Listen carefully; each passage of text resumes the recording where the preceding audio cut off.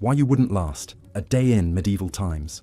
Welcome, dear listener. As you lay there, your body cushioned by your bed, the soft glow of the moonlight slipping through the curtains, let your mind wander into the realm of history. Tonight, we're going to embark on a journey back in time to an era of knights and castles, of lords and serfs. It was a time of both intense hardship and remarkable innovation, a time that has captivated the human imagination for centuries. This is the time of the Middle Ages, and tonight, we will explore why you, a modern individual, would find it almost impossible to last a single day in this era. The Middle Ages, also known as the medieval period, spanned from the 5th to the 15th century. It started with the fall of the Western Roman Empire and merged into the Renaissance and the Age of Discovery. To set the scene, imagine a landscape dotted with grand castles, their stone walls standing tall against the backdrop of the sky. Picture villages of thatched roof cottages, their chimneys puffing out smoke. See the people, the nobles in their fine silks, the peasants in their simple clothes, the monks in their solemn robes. Hear the clang of the blacksmith's hammer, the lowing of cows, the bustle of the market. However, life in this era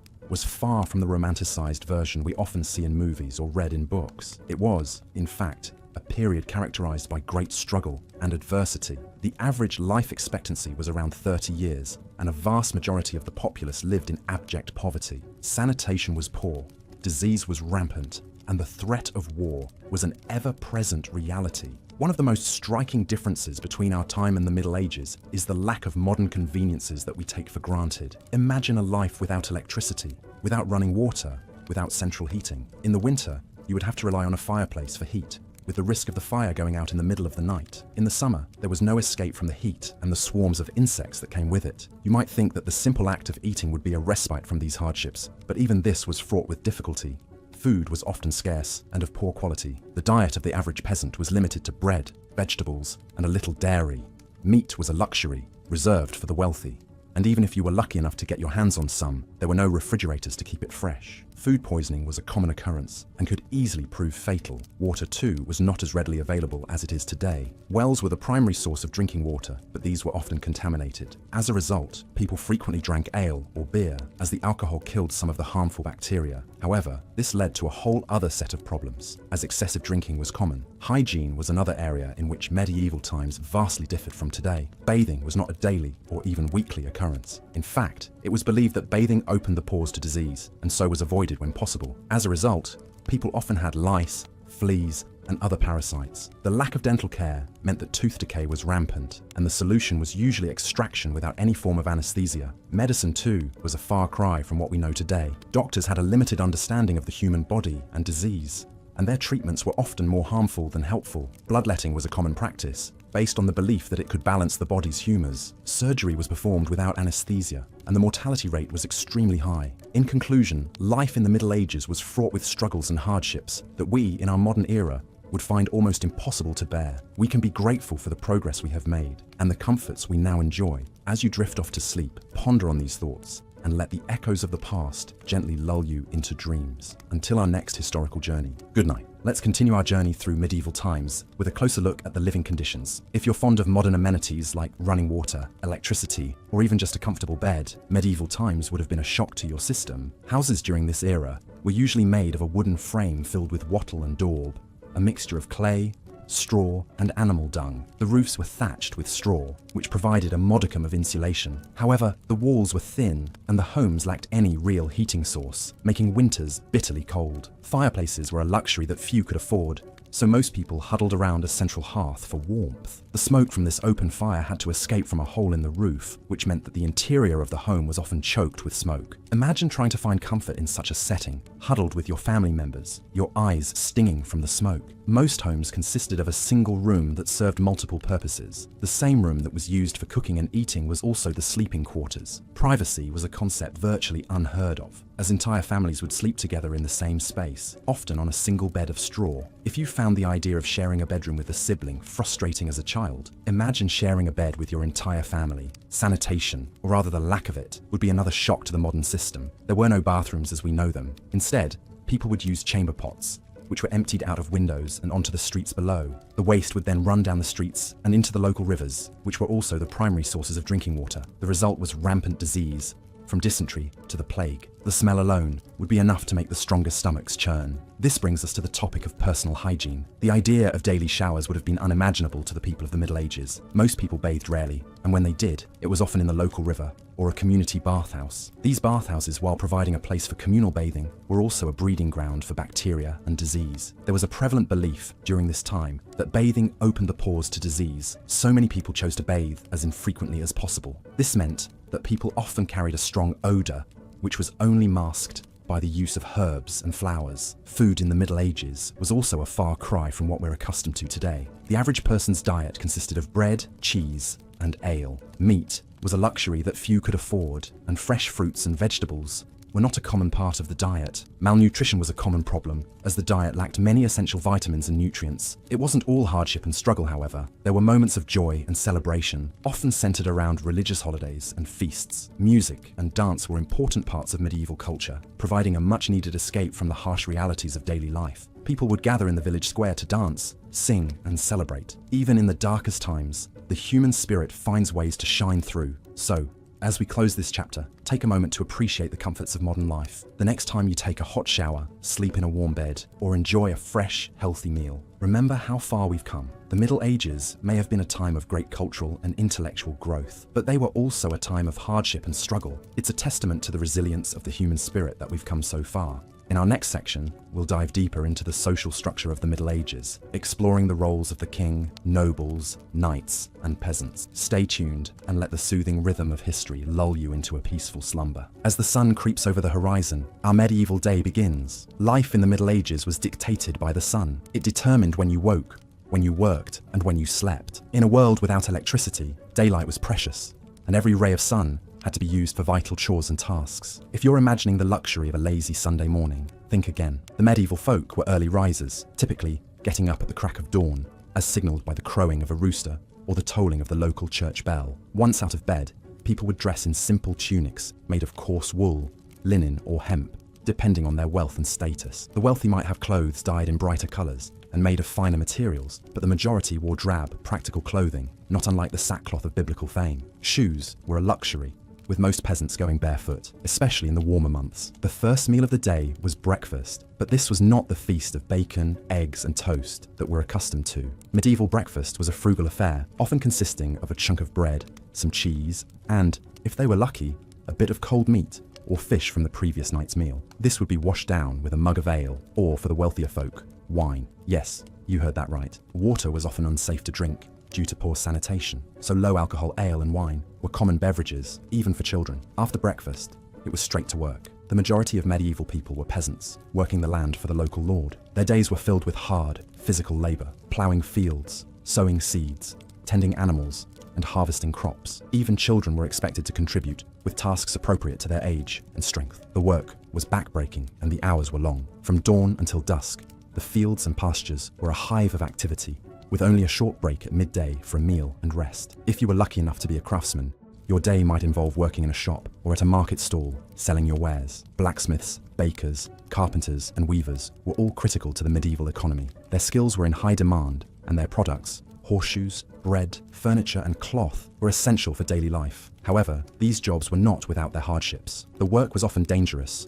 with the risk of injury or even death from accidents or fires. In contrast, the life of a noble or a knight was very different. They did not labour in the fields, but they were busy with their own duties and responsibilities. They had to manage their estates, administer justice, train for war, and engage in politics. The noble's day was filled with meetings, decisions, and paperwork, much like a modern CEO. As the sun began to set, the day's work would come to an end. Supper was the main meal of the day, usually consisting of a hearty stew made of meat, vegetables, and grains. The wealthier you were, the more varied and extravagant your diet would be. The rich feasted on roasted meats, exotic spices, and sweet pastries, washed down with fine wines. After supper, people would gather around the hearth for a few hours of relaxation before bed. They might tell stories, play simple games, or just enjoy the warmth and companionship of their family and friends. Then, as the last embers in the hearth died out, it was time for bed. Beds were simple affairs, often just a pile of straw covered with a blanket. Only the wealthy had the luxury of a wooden bedstead, stuffed mattress, and feather pillows. As you lay down to sleep, you would be aware of the silence, broken only by the occasional hoot of an owl or the distant howl of a wolf. There were no streetlights, no cars, No electric hum, just the dark and the quiet. And with that, your day in the medieval times would come to an end, ready to start again with the crowing of the rooster at dawn. So, as you settle into your comfortable modern bed tonight, spare a thought for our medieval ancestors. Their lives were hard, and their comforts were few, but they made the best of what they had. They worked, they laughed, they loved, and they slept, just like we do. They were, in essence, just like us, only their world was a very different place. As we delve deeper into the details of medieval life, we find ourselves standing in the middle of a bustling medieval marketplace, a sensory overload of sights, sounds, and smells. The marketplace was the economic center of medieval society, a place where merchants and craftsmen came to sell their wares, and where peasants came to purchase the essential goods they needed for survival. Imagine the cacophony of vendors hawking their wares, the clatter of carts and the lowing of livestock, the scent of fresh bread wafting from the baker's stall, and the less pleasant stench of unwashed people and animals. Goods would have included everything from foodstuffs like bread, cheese, and vegetables, to manufactured items like clothing, household goods, and tools. It's worth noting that in these times, currency wasn't as prevalent as it is today. Bartering was a common practice, and goods would often be exchanged for other goods or services. So, if you were a craftsperson, you might trade a handcrafted tool for a sack of grain or a pair of shoes. Food, of course, was a critical part of daily life in the Middle Ages. Contrary to popular belief, medieval food was not all gruel and stale bread. The diet of an average person in the Middle Ages would have revolved around grains, such as barley, oats, rye, and wheat. Bread, porridge, and ale made from these grains would have been staples. Vegetables like cabbages, onions, garlic, and leeks were common, as were fruits like apples, pears, and berries. Meat and fish were also consumed, but less frequently, typically reserved for those of higher social status or for special occasions. Now imagine the water you drink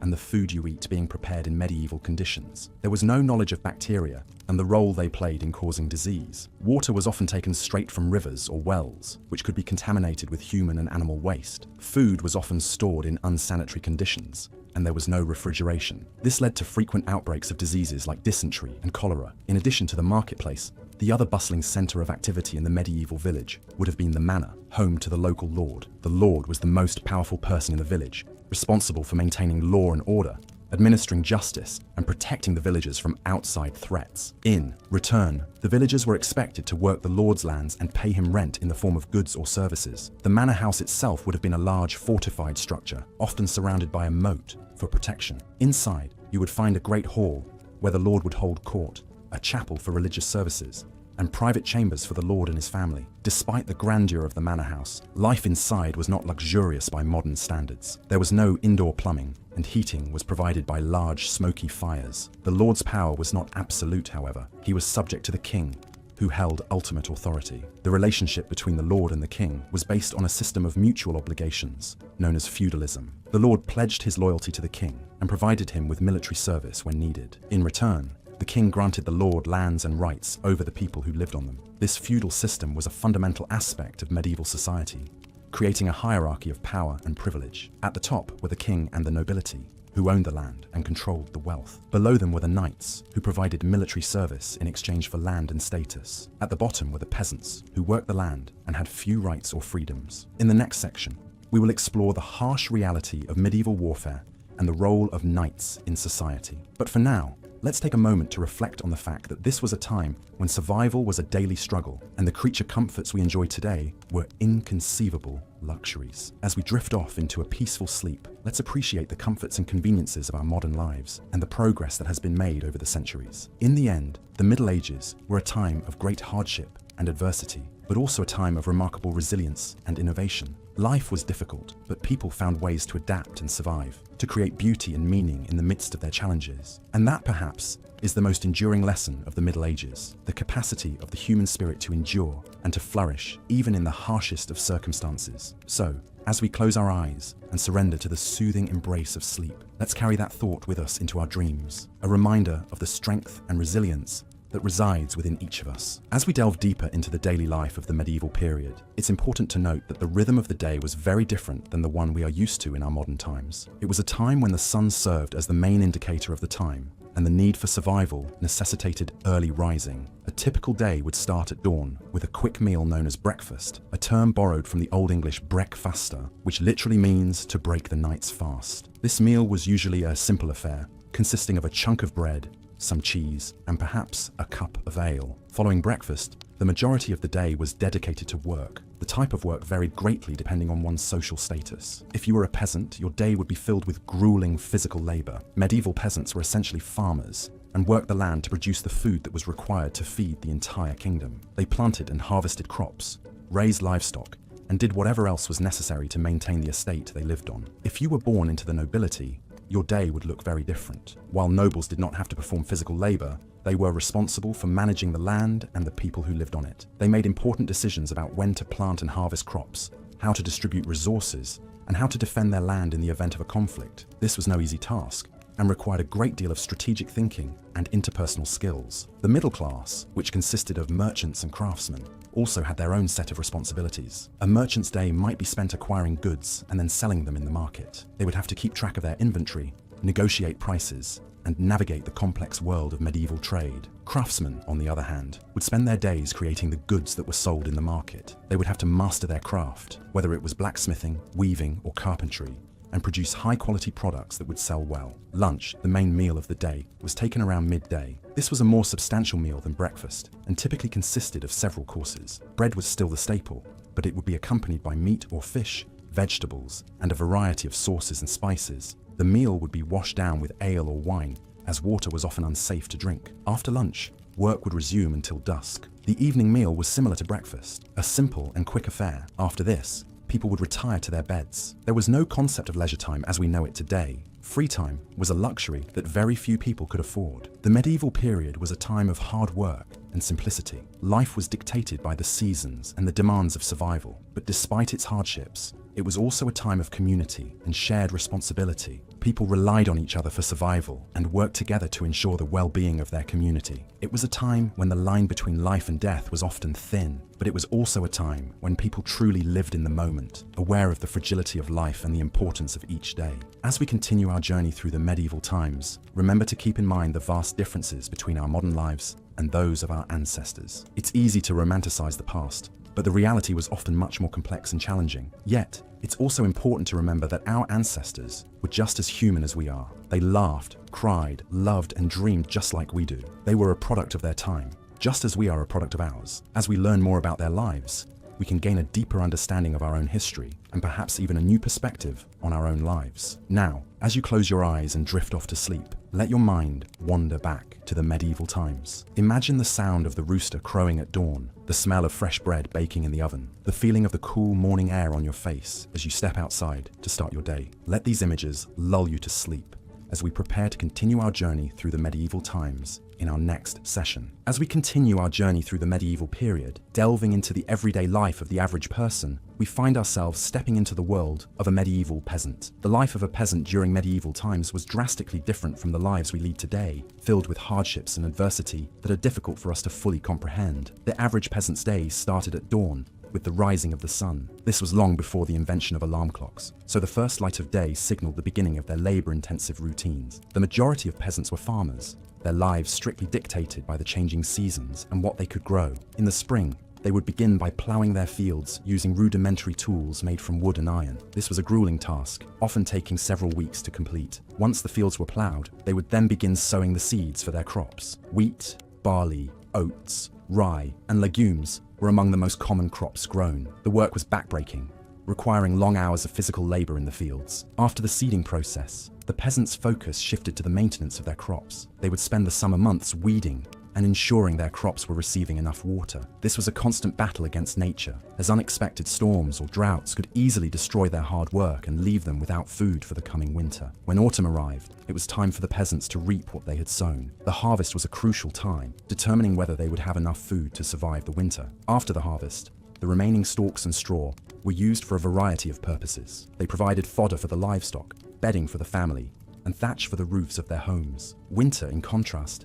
was a time of relative inactivity. The fields lay fallow, and the peasants spent their time carrying out repair work on their homes or tools, as well as tending to their livestock. Cattle, sheep, pigs, and chickens were typical animals that a peasant might raise. These animals provided them with essential resources like milk, wool, meat, and eggs. In addition to farming, peasants also had to pay taxes to their feudal lord. These taxes were often paid in the form of crops or labor. It was not uncommon for a peasant to spend several days each year working on the lord's lands as part of their tax obligation. This was known as the corvée system and was a significant burden on the peasant population. Despite the hardships, life wasn't always work for the peasants. They did have some time for rest and recreation. Sundays were usually kept as a day of rest and worship. The church played a significant role in the lives of the peasants, providing them with spiritual guidance and a sense of community. Festivals and holy days also gave them a chance to take a break from their labor and celebrate with their friends and neighbors. Marriages and births were cause for celebration, and even the harshness of winter brought with it the joy of Christmas festivities. Music and dance were popular forms of entertainment, and despite their difficult lives, the peasants found ways to express their creativity and joy. However, the life of a peasant in medieval times was undoubtedly difficult. The physical labor was intense, the diet was poor, and the living conditions were often cramped and unsanitary. Illness and disease were common, and the average life expectancy was significantly lower than it is today. Despite these conditions, the medieval peasant was a resilient individual. They adapted to their circumstances, found joy in the simple pleasures of life, and formed close-knit communities that helped them survive. Their lives were far from easy, but they laid the groundwork for many of the farming practices we still use today. As we drift off to sleep tonight, let's appreciate the comforts and conveniences of modern life that we often take for granted. As we journey further into the past, we continue to gain perspective on our present, understanding the struggles and triumphs that have shaped our world. In our next section, we will explore the world of the medieval knight, tunneling deeper into the intricate layers of medieval society. But for now, let's let the rhythm of a peasant's life lull us into a peaceful and restful slumber. Good night. In our 7th segment, we delve into the social structure of the medieval era, a time when society was starkly divided into classes, and one's birth essentially determined the course of their life. The feudal system, which was the primary social structure during the medieval period, was akin to a pyramid. At the top was the king, who granted land to his most important noblemen, known as barons. Below the barons were the knights, and at the very bottom were the peasants, who made up the vast majority of the population. Life at the top of the pyramid was relatively comfortable. Kings and noblemen lived in grand castles, surrounded by servants who catered to their every whim. They dined on a variety of foods, including meat, fish, and exotic fruits, while wearing luxurious clothing made of silk and velvet. Despite this, their lives were far from easy. Kings and noblemen were constantly involved in political maneuvering and warfare as they sought to protect their lands and increase their power. Knights, situated in the middle of the social pyramid, had a slightly different experience. They were granted land by their lords in return for their military service. Knights were expected to be brave, chivalrous, and skilled in combat. Their lives were dominated by warfare and the pursuit of honor. Despite the romanticized image we have of knights today, their lives were often brutal and short. Many knights died young, either in battle or as a result of the injuries they sustained. Life at the bottom of the pyramid, the life of a peasant, was incredibly hard. Peasants worked long hours in the fields, growing crops to feed themselves and their lords. They lived in simple, one-room huts with dirt floors and few possessions. Their diet consisted mainly of bread, vegetables, and occasionally a bit of cheese or bacon. Despite their hard work, peasants were often at the mercy of their lords, who could raise rents or demand more labor at any time. The medieval period was also a time of religious fervor. The Catholic Church was the dominant religious institution, and its influence permeated every aspect of life. The Pope, who was considered God's representative on earth, held enormous power. People were expected to attend church services regularly, pay tithes to the church, and live their lives according to Christian teachings. Those who didn't were considered heretics and could face severe punishment, including excommunication or even death. The Middle Ages were also a time of great intellectual activity, despite the widespread illiteracy. Monasteries were the centers of learning, where monks painstakingly copied out books by hand. These works, many of them religious texts, were the primary source of knowledge during this time. The medieval era was a time of stark contrasts. On one hand, it was a time of great beauty, with the construction of magnificent cathedrals and the creation of stunning works of art. On the other hand, it was a time of great brutality and suffering, with constant warfare, widespread poverty, and a lack of basic human rights. As we continue our journey through the medieval era, we will explore more about the lives of the people who lived during this time, the challenges they faced, and the innovations they made. Despite the hardships, the medieval period was a time of great change and progress, setting the stage for the modern world we know today. Take a moment to imagine living in this era, the sounds of the marketplace, the smell of the earth after a day in the fields, the taste of simple, hearty food after a hard day's work. As you do, let the stress and worries of your day fade away, replaced by a feeling of peace and tranquility. Let us continue our in-depth exploration into the daily life of the medieval period. As our journey through time unfolds, you might begin to realize that a day in the life of a medieval individual was far from the romanticized versions often depicted in popular culture. For the average person living in medieval Europe, life was far from easy. The day would begin at dawn, with the first light of the sun. Most people lived in small one-room houses with thatched roofs. These houses offered little in the way of privacy or comfort. The floor was typically made of dirt, and the only furniture would be a rough-hewn table and benches. In the corner, there would be a small fire pit for cooking and warmth. The house would often be shared with livestock, adding to the discomfort. Upon rising, the medieval individual would start their day by attending to their chores, which was primarily dictated by their particular social status and occupation. The majority of people were peasants, working the land for their feudal lord. Their day would be spent in hard labor, tilling the fields, planting crops, and taking care of the livestock. They would work from sunup to sundown, with only a short break for lunch. Food in the medieval period was also a far cry from what we are accustomed to today. The average diet consisted mainly of bread, porridge, and vegetables. Meat was a luxury that few could afford, and fruits were only available seasonally. The lack of variety and nutrition in the diet often led to health problems, including malnutrition and scurvy. For those living in towns and cities, life was somewhat different, but no less harsh. The streets were narrow, crowded, and dirty, with waste and garbage often thrown into the street. Sanitation was a major problem, leading to frequent outbreaks of disease. The bubonic plague, also known as the Black Death, wiped out a third of Europe's population in the 14th century. On top of these physical hardships, there was also the psychological toll of living in a society where life was cheap and violence was commonplace. The threat of war was ever present, with kingdoms and fiefdoms constantly in conflict. Public executions were common, and the rule of law was often arbitrary and brutal. Yet despite these hardships, people in the medieval period found ways to enjoy life. They celebrated festivals and holidays with great enthusiasm, often involving music, dance, and copious amounts of alcohol. Religion also played a major role in their lives, providing a sense of purpose and community. Religion was not just a matter of personal belief, but a central part of everyday life. The church played a significant role in the community, providing not only spiritual guidance, but also basic social services. The local priest would often be the only person in the village who could read and write. He would perform weddings, funerals, and baptisms, and also provide basic medical care. In conclusion, life in the medieval period was a constant struggle for survival. It was a time of harsh realities, where the average person lived a life of hard labor, poor nutrition,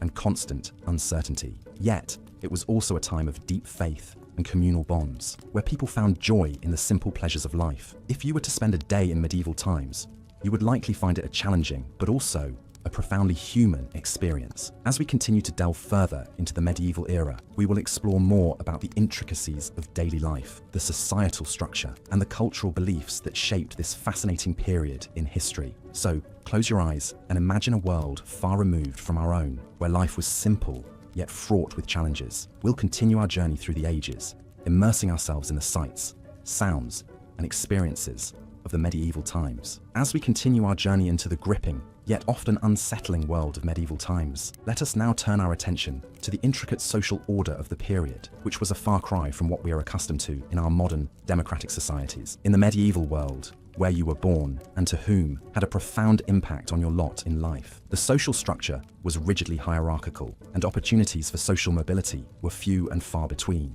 At the top of the social pyramid was the monarch, the ultimate authority, who ruled by divine right. The king was the law, his word was final, and his power was absolute. Just below the king were the nobles. The nobility was a privileged class, enjoying wealth, power, and prestige. They owned vast tracts of land, lived in opulent castles, and commanded private armies. Yet, they too had obligations. They were expected to provide military service to the king, administer justice, and maintain order in their territories. Beneath the nobles were the knights, a warrior class who owed their allegiance to a lord. Knights were professional soldiers, trained from a young age to fight in the king's wars. They were rewarded with land and privileges, but their lives were not easy. They were expected to be brave, loyal, and honorable, to uphold the chivalric code, and to be ready to lay down their lives for their lord and king. Next came the clergy, who held a unique position in medieval society. They were not only spiritual leaders, but also wielded significant temporal power. The church was the richest and most powerful institution in medieval Europe, owning vast estates, collecting tithes, and exercising influence over all levels of society. The clergy were often the only literate people in the community, and they played a crucial role in education, charity, and administration. And then, at the bottom of the social pyramid, were the peasants. This was the largest and most disadvantaged group in medieval society. They worked the land, tilled the fields, and tended the livestock, their labor providing the food and other resources that sustained the entire society. Yet, they were often treated as little more than chattels, tied to the land and their lord, with few rights and little hope of improving their circumstances. Life as a peasant was hard and unrelenting. The working day started at dawn and ended at dusk, with only a few short breaks for meals. The work was physically demanding, and there was no respite, no weekends, no holidays. And yet, the fruits of their labor mostly went to their lord in the form of rent, taxes, and services. Food was simple and monotonous. A typical diet consisted of bread, porridge, and vegetables, with meat and fish being a rare luxury. Clothing was coarse and practical, made from wool or linen,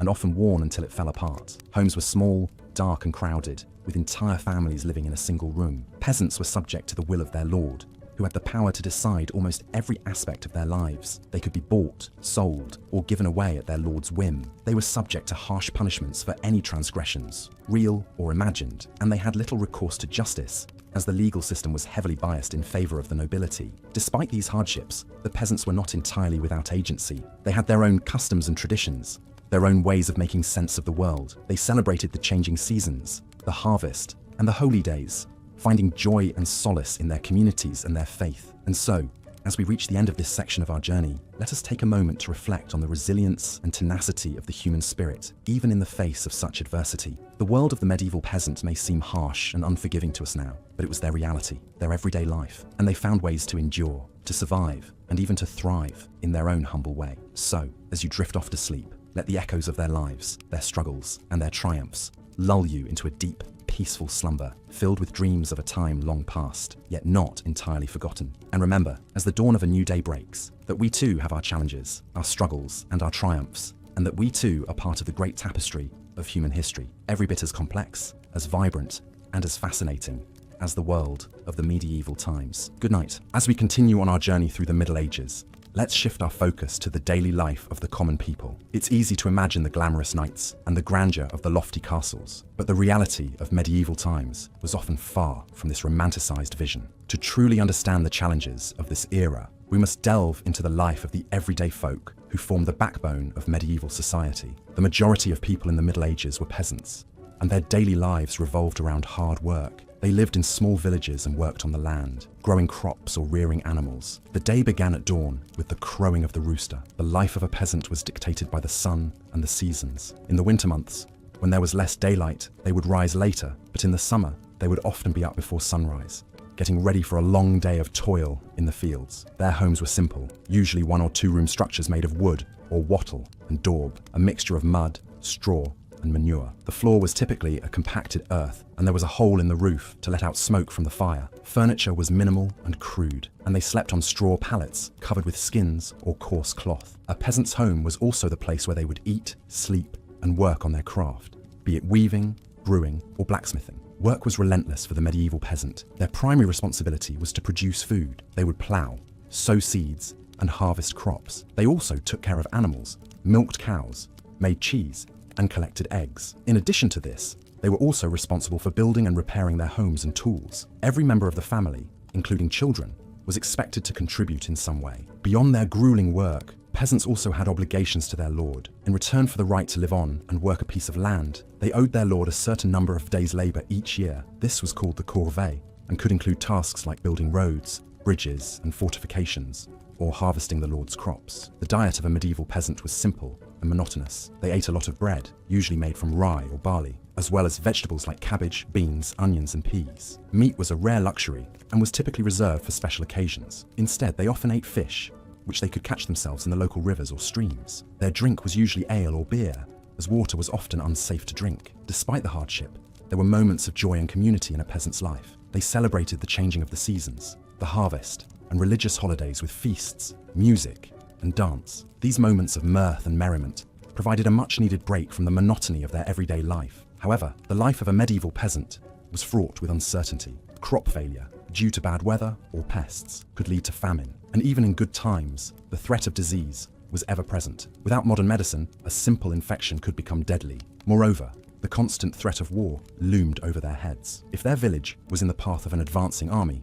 they could lose everything. In understanding the life of the medieval peasant, we can appreciate the immense challenges they faced. Their existence was often brutal and short, yet they endured, and their labor laid the foundation for the society we know today. As we close this section, let's take a moment to reflect on the resilience of these humble folk, who toiled from dawn till dusk, and whose stories are often overshadowed by the grand tales of knights and kings. In medieval times, the majority of the populace were serfs, a type of peasant who worked the land. The very land they toiled on was owned by a lord, who in turn owed allegiance to a higher lord, and so on up to the king. A serf's life was one of relentless labor, and their daily existence was dictated by the changing seasons and the demands of their lord. They would start their day at the crack of dawn, with the first light of day serving as their alarm clock. Their day would begin with feeding their animals, which often included cows, sheep, and chickens. The animals were vital to a serf's livelihood, providing milk, wool, eggs, and occasionally meat. Following this, the serfs would head to the fields. Depending on the time of year, they might be sowing seeds, harvesting crops, or ploughing the fields. These tasks were physically demanding and involved hours of backbreaking work, often under the harsh elements. There were no weekends or holidays for a serf. Their work was never truly done. After a long day in the fields, the serfs would return home. Their homes were simple one-room structures, often shared with their animals. There was no glass in the windows. The floors were made of hard-packed earth, and the only furniture would be a rough wooden table and stools. Dinner would be a simple affair, consisting of dark bread, made from a type of grain called rye, and a thin soup made from vegetables grown in their garden. Meat was a rarity, saved for special occasions. They would eat their meal by the light of a tallow candle, made from animal fat. Despite the hardships of their daily life, serfs found joy in simple pleasures. They would often sing songs while they worked in the fields, a practice that helped to lighten the load of their labor. On Sundays, they would attend church, a mandatory requirement, but also a chance to socialize with their neighbors. However, the life of a serf was not just hard work. They were subject to the whims and wishes of their lord. If their lord decided to go to war, the serfs were expected to fight. This was a dangerous proposition, as they often lacked proper training and equipment. The life of a serf was also precarious. A bad harvest could lead to starvation, and disease was a constant threat. Without access to modern medical treatments, a simple injury or illness could easily turn deadly. As we weave through the tapestry of history, it becomes clear that our modern conveniences are a product of centuries of progress. The next time you find yourself longing for the simplicity of a bygone era, consider the serfs of medieval times. Their lives were anything but simple, filled with hard labor, constant uncertainty, and a lack of basic comforts. In the next section, we will delve deeper into the social hierarchy of medieval times and explore the lives of the lords and ladies. But for now, let the sound of my voice and the images of medieval life lull you into a peaceful sleep. Remember, the past is a different country. They do things differently there. As we journey through history, we gain a greater appreciation for the comforts and conveniences of our modern world. So, close your eyes, take a deep breath, and let the stories of the past guide you into dreamland. Good night. As we continue our exploration of the medieval period, we find ourselves in the heart of medieval society, the village. These communities were not just clustered homes, but intricate systems of survival and cooperation, bound by a shared necessity to work the land and serve the lord of the manor. The typical medieval village was a collection of families living in close proximity to each other, with houses built from local materials. In England, these would usually be wattle and daub constructions, walls woven from pliable branches and covered in a mixture of clay, straw, and animal dung. The roofs were thatched using reeds or straw, and a hole in the roof would allow smoke from the fire to escape. The houses were small and dark, with few windows due to the expense of glass. Life began early in the village, with the cock's crow signaling the start of another day of labor. The majority of the villagers were serfs, individuals who were tied to the land and had to provide labor services to the lord of the manor. These services varied, but typically included ploughing the lord's fields, harvesting his crops, and maintaining his roads and fences. In return, the serfs were allowed to work their own strips of land to produce food for their families. The medieval diet was far from the varied and balanced meals we enjoy today. Most peasants subsisted on a diet of bread, cheese, and vegetables, with meat being a rare treat. Ale was often safer to drink than water, as the brewing process killed off bacteria. However, it was weak, and not the intoxicating beverage we might imagine. Children would have drunk it as well as adults, and it would have been consumed throughout the day. The life of a serf was not just hard labor, however. There were times of celebration and relaxation, such as the end of the harvest, when villagers would feast and dance. The church also provided a structure of festivals and holy days, which offered a break from the toil of everyday life. These occasions would be eagerly anticipated, with villagers indulging in food, drink, and merriment. However, medieval villagers lived with the constant threat of disease. The unsanitary conditions in which they lived made them ripe for outbreaks of illness. The Black Death, which swept across Europe in the 14th century, wiped out entire villages, leaving fields untended and livestock roaming free. The lack of medical knowledge and the belief in supernatural causes for diseases made these outbreaks all the more deadly. Despite the hardships, there was a sense of community within the village. Everyone had a role to play and was dependent on their neighbors for survival. The shared experiences of work, celebration, and adversity created strong bonds between villagers. They supported each other through difficult times and shared in each other's joys and sorrows. However,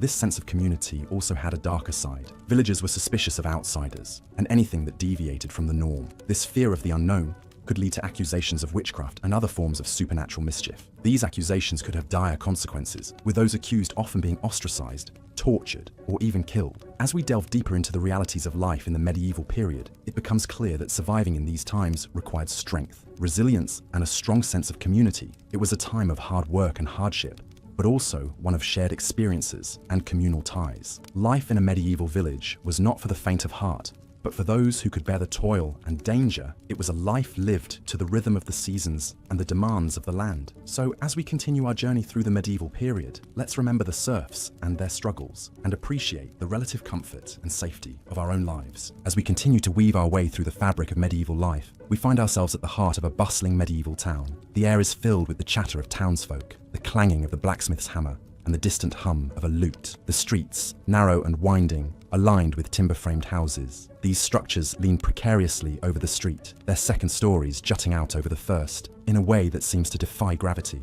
The overhanging upper floors were designed this way to maximize living space, without encroaching on the street below, a clever solution to the problem of limited urban space. Most houses in a medieval town were multifunctional. The lower floor often served as a workshop or a shop, with the family living in the rooms above. These homes were compact and practical, but they lacked the comforts and conveniences we take for granted today. There was no running water, no central heating, and no electricity. Instead, people relied on wells or nearby rivers for water, used fireplaces for warmth, and candles or rushlights for illumination. Privacy was also a luxury that many could not afford in the Middle Ages. It was common for entire families to sleep in one room, often sharing their quarters with apprentices or servants. This close living quarters, combined with the lack of sanitation, meant that illness could spread rapidly through a household. It was not uncommon for entire families to be wiped out by diseases such as the bubonic plague, which decimated the population of Europe in the 14th century. Medieval towns were also notoriously dirty places. Without a proper sewage system, waste was often thrown into the street or dumped into rivers. This lack of sanitation, coupled with the close living quarters, made towns a breeding ground for disease. The stench, as you can imagine, was overwhelming. Visitors to medieval towns often commented on the foul smell that permeated the air, a potent mix of sewage, rotting food, and animal waste. And yet, despite these harsh conditions, towns were a hub of activity in the Middle Ages. They were the economic heart of medieval society, where goods were produced and traded. Towns were home to a variety of craftsmen, including blacksmiths, bakers, weavers, and brewers, all of whom played a vital role in the economy. Markets were held regularly, drawing people from the surrounding countryside to buy and sell goods. In addition to their economic function, towns also served as centers of social and political activity. Towns were often fortified with walls and towers, providing protection to their inhabitants in times of war. They were also home to important institutions such as the church and the town hall, which played key roles in the governance and spiritual life of the community. Towns also offered opportunities for social mobility, while the rural peasantry was largely tied to the land. Townspeople had the chance to amass wealth through trade and craft. This gave rise to a new social class, the bourgeoisie, or middle class, who wielded considerable economic power. However, life in medieval towns was not all work. There were also opportunities for leisure and entertainment. Fairs and festivals were common, providing a chance for people to socialize and enjoy themselves. Music, dance, and theatre were popular forms of entertainment, and taverns were a favorite gathering place for townsfolk. But as we drift away from the hustle and bustle of the town, remember that while life in the Middle Ages was undoubtedly challenging, it was not without its moments of joy and celebration. Despite the hardships, people found ways to carve out meaningful lives, to find happiness, and to dream of a better future, an enduring testament to the resilience of the human spirit. As we continue our journey through this fascinating period in history, let us carry with us not only an understanding of the challenges faced by those who lived in medieval times, but also a deep appreciation for their resilience, their ingenuity, and their unyielding hope. As we continue our journey into the Middle Ages, let us now delve into the fascinating and somewhat harsh realities of daily life during this period. The medieval lifestyle was a stark contrast to the comforts and conveniences we enjoy today, and it's not difficult to understand why surviving in such times would be a daunting task for many of us. Firstly, the concept of hygiene as we know it today was significantly different during the Middle Ages. Bathing was not a daily ritual, and public baths were more a space for socializing than cleanliness. The water used in these communal wash places was rarely changed throughout the day, which meant the last person to bathe was essentially washing in the dirt and grime of everyone who had bathed before them. This lack of personal hygiene led to outbreaks of diseases, such as the infamous Black Death. Now, let's talk about the dietary habits of the medieval populace. The diet during the Middle Ages was not particularly varied or nutritional. Meat was a luxury that only the wealthy could afford on a regular basis, while the poor subsisted on a diet primarily composed of grains and vegetables. This lack of diversity in the diet often led to malnutrition and other health problems. Moreover, the cooking methods of the time were primitive, and food was often overcooked or undercooked, leading to digestive issues. In terms of housing, the dwellings of the medieval period were far from comfortable. The majority of the population lived in small, cramped cottages made from wattle and daub. These structures were poorly insulated, making them freezing cold in the winter and stiflingly hot in the summer. Additionally, these houses lacked proper ventilation, resulting in a smoky, stuffy atmosphere from the cooking fires. Furthermore, the role of women in medieval society was vastly different from what it is today. Women were largely confined to the domestic sphere, and their duties revolved around raising children and managing household chores. They had very little autonomy or rights and could not own property or hold positions of power. This lack of independence and self-determination would undoubtedly be a shock to the modern sensibilities. The concept of entertainment, too, was vastly different in the Middle Ages. Without the luxury of technology, people had to find amusement in simpler, more physical activities. These included sports like archery and wrestling, as well as communal events like fairs and feasts. However, these forms of entertainment often carried risks of injury or even death, especially in events such as jousting tournaments. Religion played a central role in medieval life, and the church held a great deal of power and influence. Daily life was governed by religious observances and rituals, and any deviation from the church's teachings was viewed with suspicion and often met with severe punishment. This rigid adherence to religious doctrine often stifled intellectual and scientific progress. In terms of employment, most people in the Middle Ages worked in agriculture. The work was grueling and the hours were long, often from sunrise to sunset. There was no concept of weekends or holidays, and workers were expected to toil endlessly for their survival. This level of physical labor would be unfamiliar and likely unbearable to many of us today. Lastly, the medical practices of the Middle Ages were rudimentary at best. Doctors had a limited understanding of the human body and diseases, and their treatments often involved bloodletting or the use of leeches. There were no antibiotics or painkillers, and surgery was a risky endeavor, often resulting in death. As we navigate through the realities of medieval life, it becomes clear that the hardships and challenges of this era would make survival incredibly difficult for those accustomed to modern conveniences. The next time you find yourself longing for the simplicity of the good old days, remember the trials and tribulations of the people who lived during the Middle Ages, and take a moment to appreciate the comforts and conveniences of our modern world. As we continue our exploration of history, we uncover more about the human spirit and resilience, and perhaps gain a deeper appreciation for our own times. As we continue our journey through the Middle Ages, let's explore the daily life of a commoner, a stark contrast to the knights and nobility we've previously discussed. Imagine waking up with the first light of day, the air still cool and crisp, to the rooster's crow echoing across the village. A simple straw mattress would act as your bed, and your blanket might be a rough-spun woolen cloth. The house, most likely, would be a single room shared by your entire family. The walls formed of wattle and daub, woven sticks filled in with a mixture of mud, straw, and dung, hardly offered much insulation from the cold or the noise of the village waking up.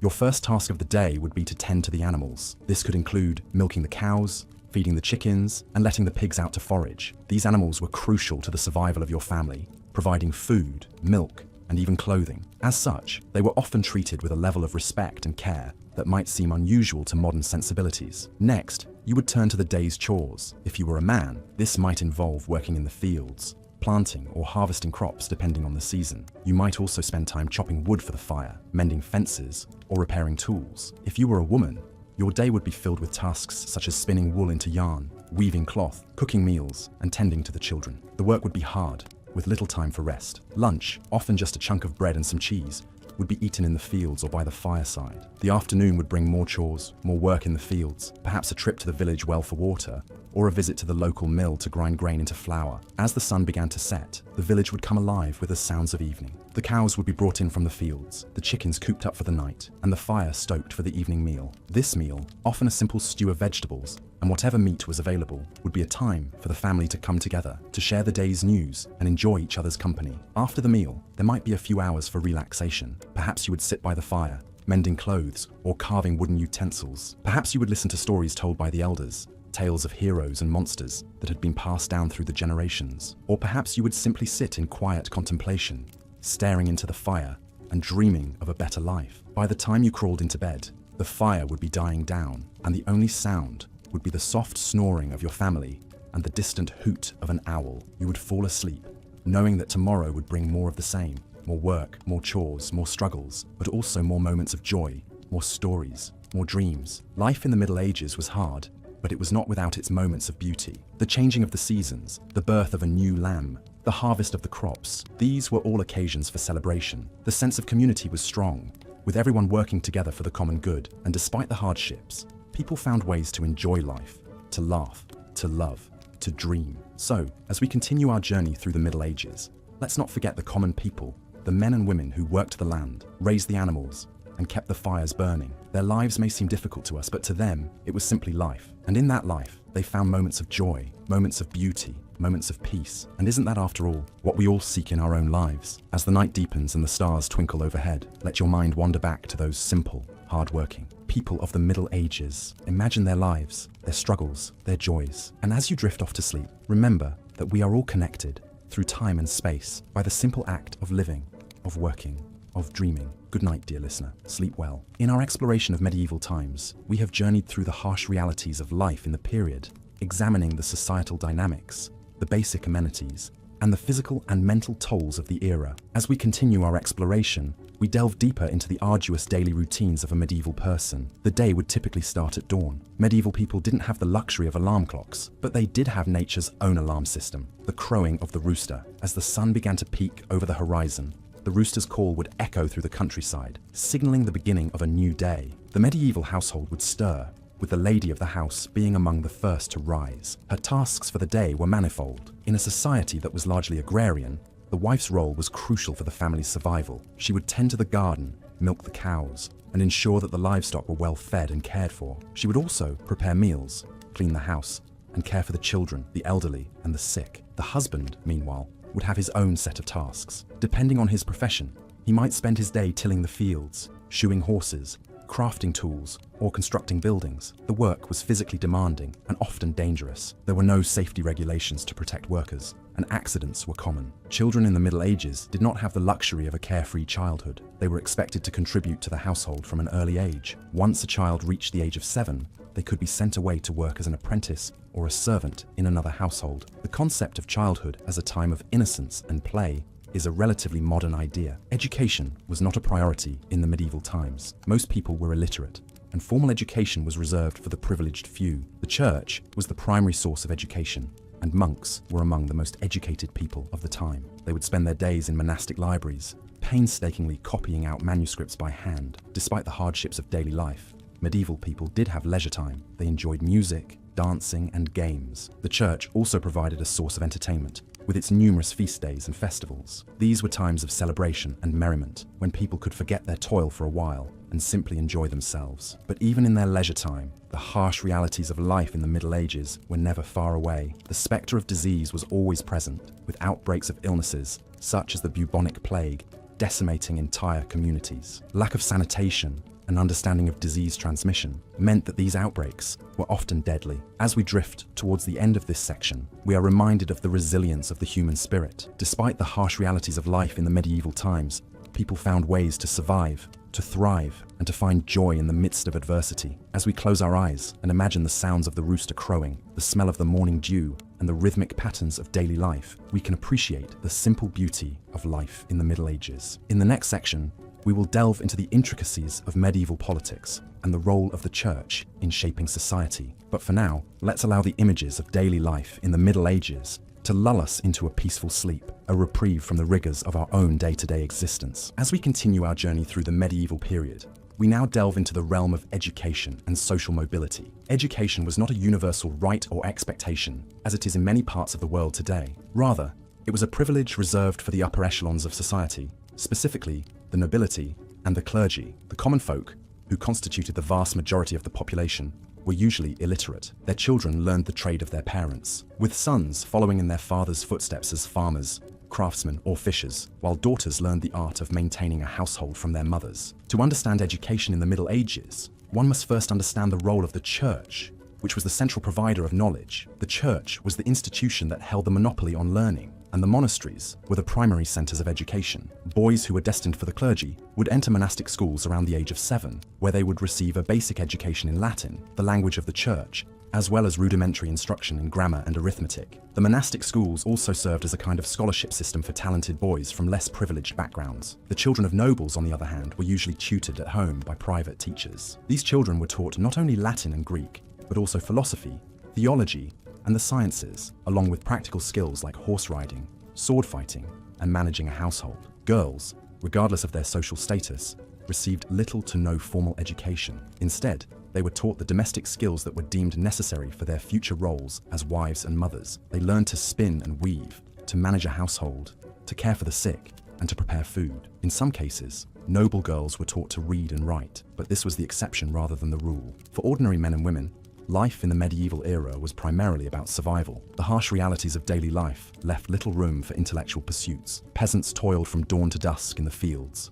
while craftsmen spent their days honing their skills in their trades. Evenings were spent in rest and recovery, preparing for the next grueling day of labor. But despite these hardships, there was a chance, albeit slim, for social mobility. A commoner could potentially elevate his status through various means. An apprentice could become a master in his craft and establish his own business. A peasant could save enough money to buy his own land and become a landowner. A soldier could distinguish himself in battle and be awarded a title of nobility. However, these opportunities were few and far between, and the majority of people remained in the social class into which they were born. The justice system of the medieval period was also a significant factor in the lives of the common people. Courts were often biased in favor of the nobility, and punishments for crimes were severe. Common punishments included fines, public humiliation, and physical harm such as flogging or mutilation. For the most serious crimes, the penalty was death, often by hanging or beheading. Interestingly, the concept of prisons as places for long-term incarceration did not exist. Prisons were mainly used to hold people awaiting trial or punishment. This was in part due to the fact that the state did not want to bear the cost of housing and feeding prisoners for extended periods of time. Also, the harshness of medieval punishments was believed to act as a deterrent to crime. In conclusion, a day in medieval times was fraught with challenges and hardships. It was a time when survival often took precedence over education and personal growth, when opportunities for social mobility were rare, and when justice was often harsh and biased. But despite these difficulties, the people of the medieval period showed remarkable resilience, ingenuity, and tenacity, qualities that have shaped the course of human history and continue to influence our world today. As we wrap up this section of our journey, let your mind absorb this rich tapestry of life in the medieval era and let it guide you into a deep and peaceful sleep. As our journey through the medieval era continues, let us not forget the significance of religion during this time. Indeed, the religious aspect of life in the Middle Ages dominated much of the social, cultural, and political landscape. The church wielded considerable power, influencing not just spiritual matters, but also the daily life of ordinary people. To understand the Middle Ages, we must understand the church's role in this period. The church during the Middle Ages was the single largest unified organization in Europe. It was the preserver of scholarship and literacy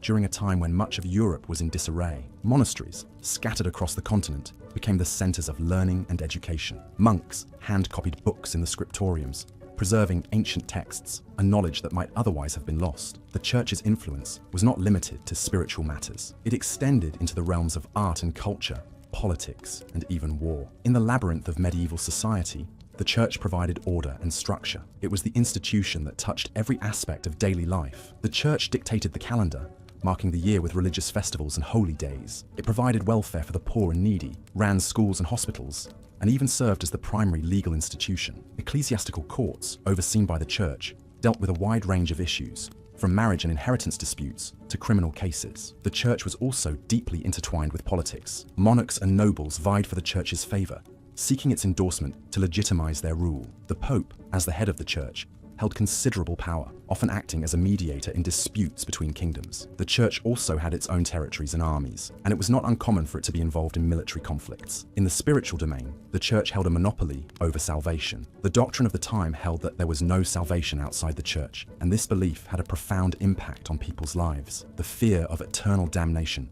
was a powerful motivator, compelling individuals to adhere to the church's teachings and participate in its rituals. Daily life was intertwined with the rhythms of the liturgical calendar, with regular attendance at Mass, confession, and other sacraments. However, life in the Middle Ages was not entirely dominated by piety and devotion. There was also room for merriment, celebration, and even a bit of irreverence. Medieval people had their festivals and feasts, their dances and games. The church may have disapproved of some of these activities, but it was often powerless to stop them. The church might have dominated the landscape, but it did not completely control the hearts and minds of the people. And yet, the church was not a monolithic entity. It was marked by divisions and conflicts, both internal and external. There were disputes over doctrine, power struggles within the hierarchy, and conflicts with secular authorities. The church faced challenges from heretical movements such as the Cathars and the Lollards, who questioned its teachings and authority. The church also faced criticism for its wealth and corruption, leading to calls for reform. Despite these challenges, the church remained a powerful and influential institution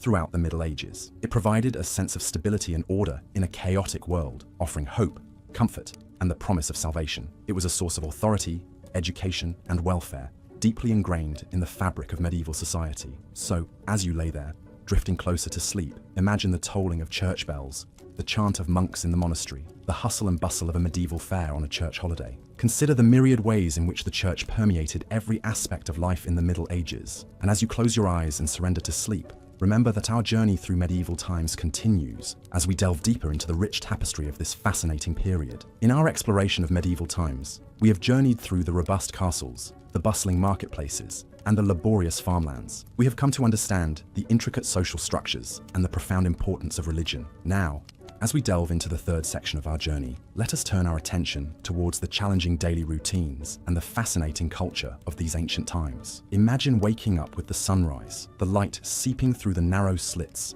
that serve as windows in your modest wooden home. Your bed would not be the plush comfort that we are accustomed to today. It would likely be a hard straw mattress, perhaps shared with other members of your family. The very concept of privacy as we understand it today did not exist in the same form during the medieval period, particularly for those of the lower classes. As you rise from your bed, you would need to tend to your animals. Chickens would need to be fed, cows milked, and horses groomed. This would not be a task to be taken lightly, as these animals represented a vital source of food and livelihood. They would provide you with eggs, milk, and meat, and their manure would be used to fertilize your fields. Breakfast, if you were fortunate enough to have it, would consist of a simple fare. Bread, cheese, and perhaps a portion of last night's stew would serve to break your fast. Yet food was often scarce, especially during the winter months. You would need to ration your food carefully to ensure it lasted until the next harvest. Once your initial tasks were completed, it would be time to begin your day's work. If you were a peasant, this would likely involve a long day of physically demanding labor in the fields. You would be expected to plow, sow, and harvest the crops, a task made even more challenging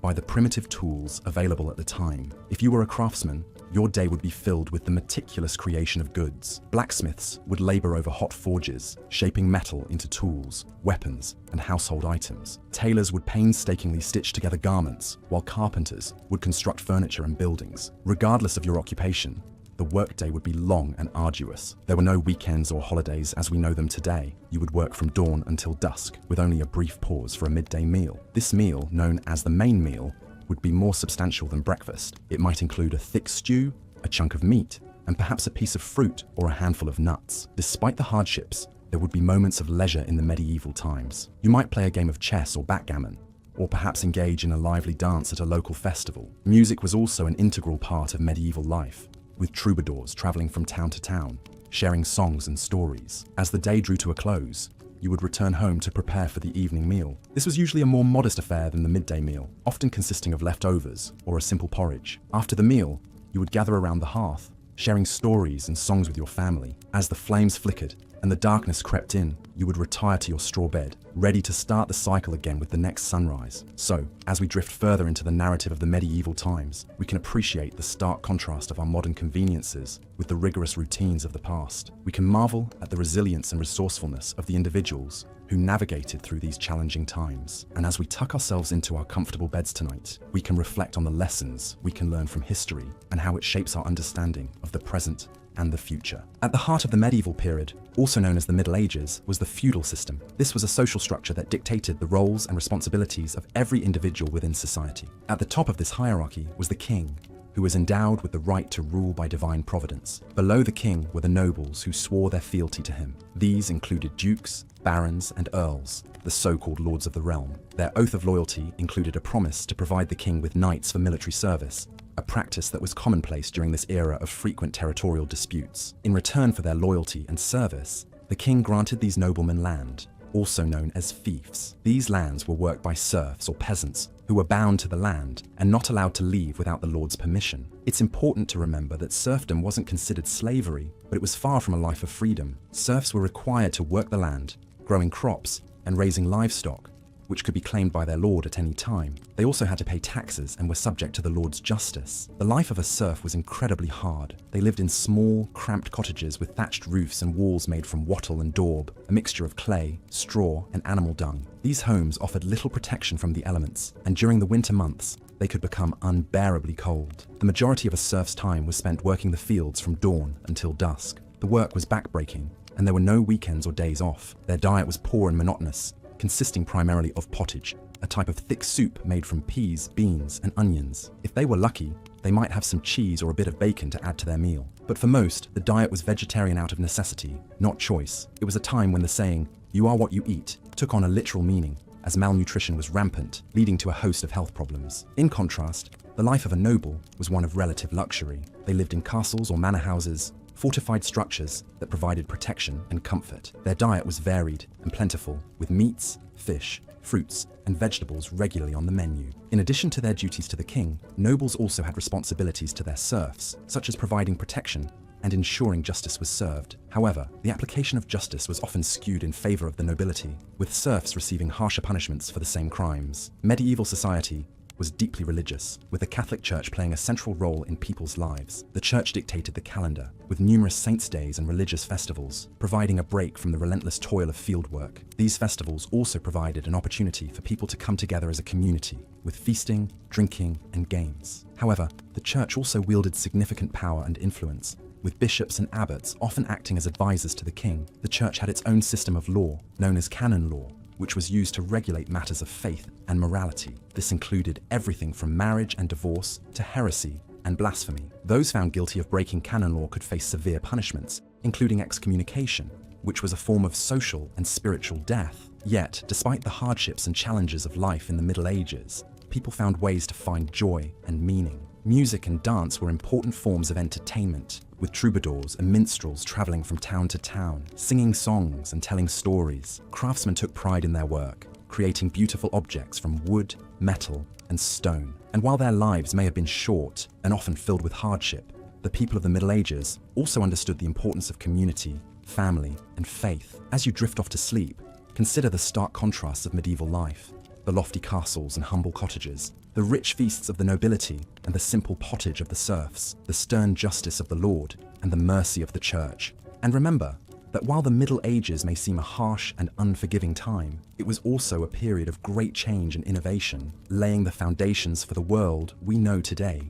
As we delve deeper into the realities of life in the medieval times, we find ourselves in the heart of a bustling town. In contrast to the triumphant castles and serene countryside, these urban areas were crowded, dirty, and filled with the stench of human and animal waste. Sanitation was a concept still centuries away from being understood or implemented. Open sewers ran through the streets, where rainwater was the only method of cleaning. People often tossed their waste out of their windows, adding to the squalor. This was a far cry from the cleanliness and hygiene we enjoy in the modern world. Diseases were rampant and often deadly in these conditions. The Black Death, or the bubonic plague, was the most infamous. It swept through Europe in the 14th century, killing millions. Yet it was far from the only danger. Smallpox, measles, influenza, and typhoid were all common and devastating without modern treatments or understanding of disease transmission. Medicine was a blend of superstition, herbal remedies, and prayers. The idea of germs and the necessity of cleanliness in preventing illness was simply not understood. In addition to disease, the risk of injury was always present. In a society without safety regulations, accidents were frequent.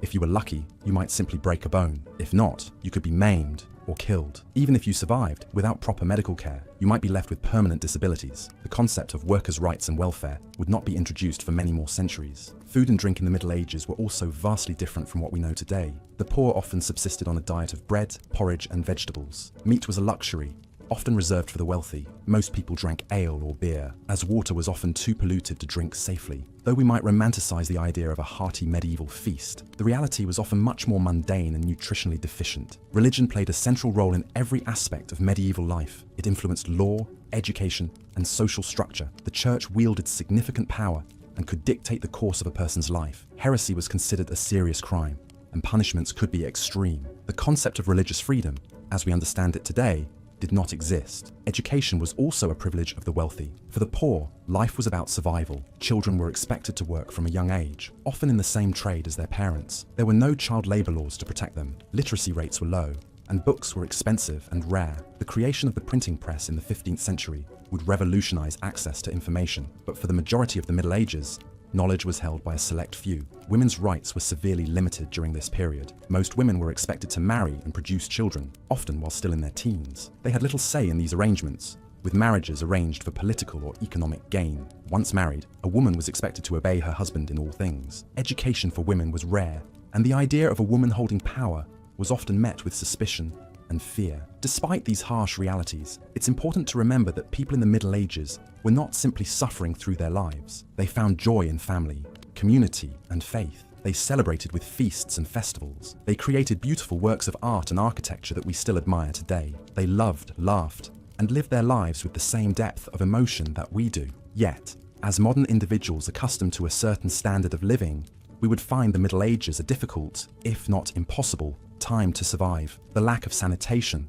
the risk of disease and injury, the limited diet, the strict social hierarchy, and the lack of rights for women and children all make this a time period that we can appreciate for its historical value, but one that we would not want to experience firsthand. As we continue to explore the past, let these insights lull you into a deep sleep, carrying with you a newfound appreciation for the comforts and conveniences of the present. As we delve deeper into the harsh realities of the medieval period, we shift our focus to the realm of health and medicine, an area where the Middle Ages were particularly unforgiving. The field of medicine was embryonic, and the understanding of the human body and its ailments were largely based on speculation, superstition, and a significant amount of trial and error. Primary healthcare was often provided by the lady of the house or a local wise woman. Without the benefit of scientific knowledge or sterile environments, remedies were concocted from various sources, such as plants, herbs, and animal parts, and treatments were often more akin to rituals than to what we would recognize as medical practice. These remedies were passed down from generation to generation, an echo of a time when oral tradition was the primary means of preserving knowledge. Imagine suffering from a headache or a toothache and being prescribed a poultice of mashed herbs or a potion brewed from the bark of certain trees. In more severe cases, practices such as bloodletting were common, with the belief that by draining the body of bad blood, the patient would be cured of their illness. This was often carried out by barber surgeons, who,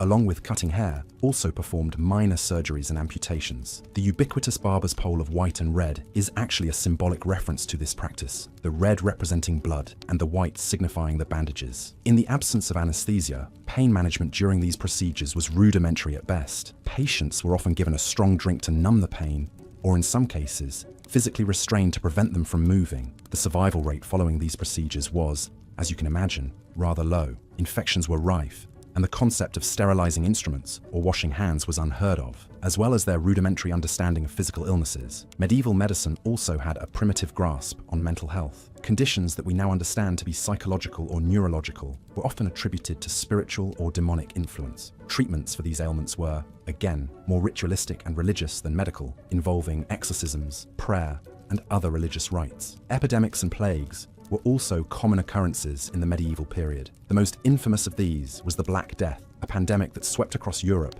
in the mid-14th century, wiping out between 75 and 200 million people, approximately 30 to 60% of Europe's population at the time. The cause of this devastating disease was the bacterium Yersinia pestis, transmitted through fleas on black rats. However, without the knowledge of bacteria or disease transmission, people were left helpless against the plague, with many believing it to be a punishment from God. Theories about the cause of the plague were wide-ranging and often fantastical. Some believed it was due to a misalignment of planets, others blamed Jewish communities, leading to widespread persecution. Some people even thought that the disease was transmitted through the air, leading to the development of plague doctors, who wore beaked masks filled with herbs and spices to purify the air they breathed. Despite their efforts, the plague continued to ravage Europe until the late 17th century. Despite the hardships and health hazards, people in the Middle Ages did manage to survive, albeit with a significantly lower average life expectancy than today. The resilience and resourcefulness demonstrated during this time laid the groundwork for many of the advancements in medicine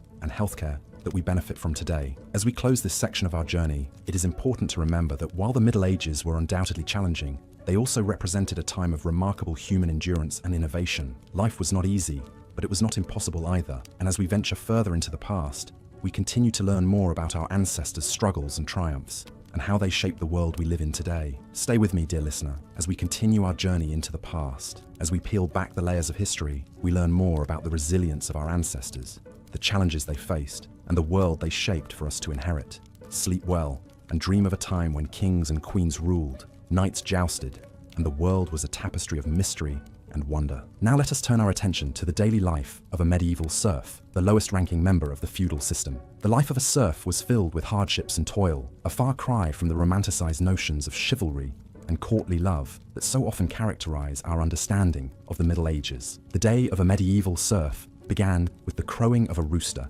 Well before the sun rose, they were required to work long hours in the fields, starting early in the morning and ending late in the evening. The labor was grueling and the hours long, as the serfs were responsible for tilling, planting, and harvesting the crops that would sustain the entire manor. A serf's diet was humble and monotonous. They mainly consumed dark bread made from rye or barley, pottage, a type of thick soup made from grain, peas, or lentils, and ale. Meat was a luxury, seldom enjoyed. Instead, the serfs supplemented their diet with vegetables from their garden plot, and occasionally fish from the local river or stream. In terms of shelter, a medieval serf's home was simple and rudimentary. It was often a one-room structure made of wattle and daub, with a thatched roof. Inside, there were few furnishings: a rough-hewn table, some stools, perhaps a chest for storing clothes and valuables. There was no glass in the windows, and the floor was simply the bare earth, covered with straw or reeds for insulation. Despite the hardships they faced, serfs had a rich cultural life. They celebrated the changing of the seasons and the agricultural calendar with festivities and feasts. Music, dance, and storytelling were also an integral part of their lives. For serfs, the church was the center of community and spiritual life. They were obliged to attend Mass every Sunday and on holy days, providing them a respite from their labor. Religion offered them hope for a better life in the hereafter, and the church acted as a unifying force, binding the community together. However, serfdom was not a static condition. There were different ways in which a serf could gain freedom. Some bought their way out of serfdom, while others were set free by their lords as a reward for exceptional service. In some cases, a serf could also gain freedom by escaping to a city and living there for a year and a day without being claimed by their lord. The life of a serf was a life of unending toil and hardship. However, it was also a life of community, of shared experiences, of resilience in the face of adversity. It's important to remember that despite the challenges they faced, medieval serfs were not merely passive victims of their circumstances. They found ways to survive, to create joy, to forge connections with their fellow serfs,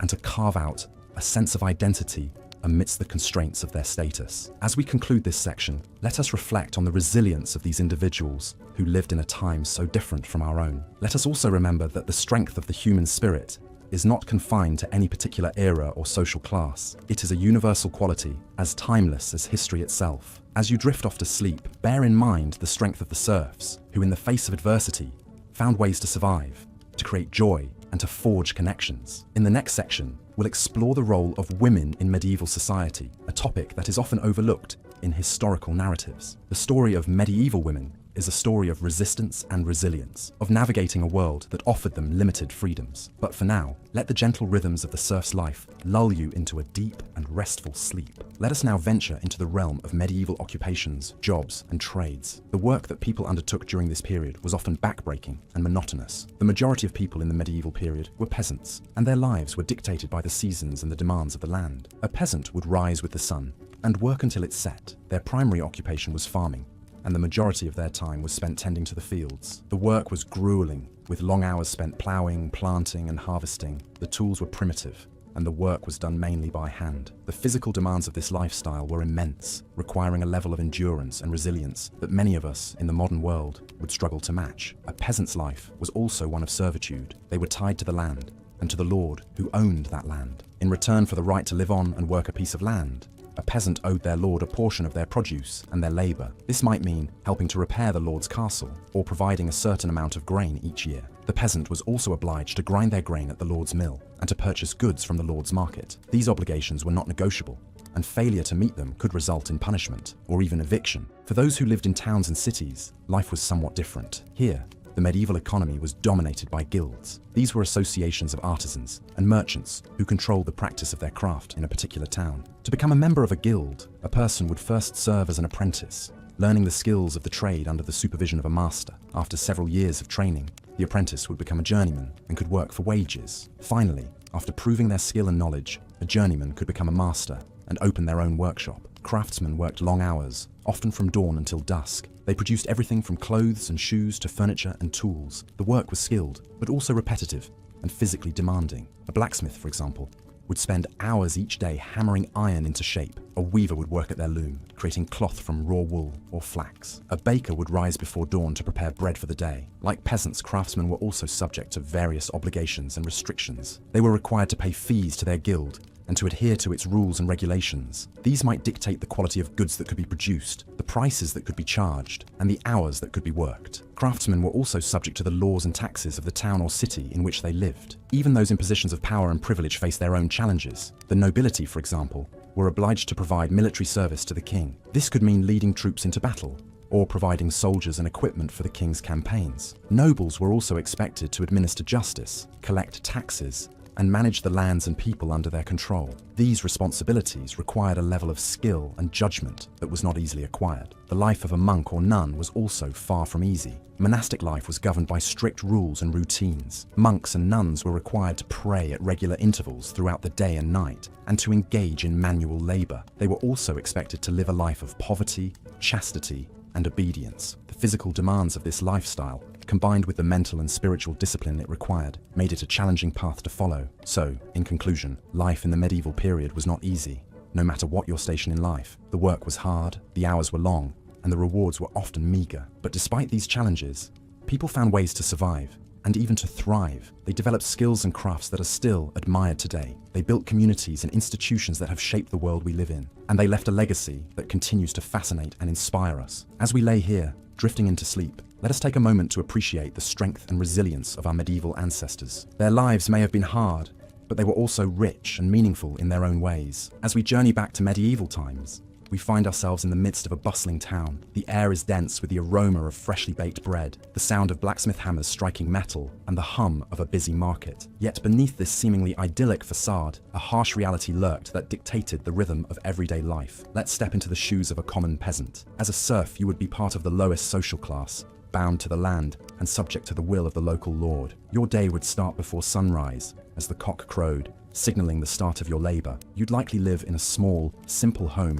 made of wattle and daub, with a thatch roof, a far cry from the comforts of modern living. The home would be shared with your family and possibly some livestock, as animals were often brought inside for warmth and protection from thieves. Your diet would be far from varied or nutritious. You'd eat a lot of bread, made from barley or rye, and perhaps supplemented by vegetables like beans and cabbages. Meat would be a rare luxury, reserved for special occasions or the local lord's table. Instead, you might have a bit of cheese, or a few eggs from your chickens. You would drink ale or mead, as water was often unsafe to drink. The work was backbreaking. You'd toil in the fields, planting and harvesting crops, tending to the livestock, and performing any other tasks the Lord required. The work was not only physically exhausting, but monotonous, leaving little time for leisure or personal growth. Education was a privilege reserved for the clergy and the nobility, so you'd most likely be illiterate, relying on the local priest for information about the world beyond your village. Healthcare in medieval times was primitive at best. The prevailing theory was that of the four humours: blood, phlegm,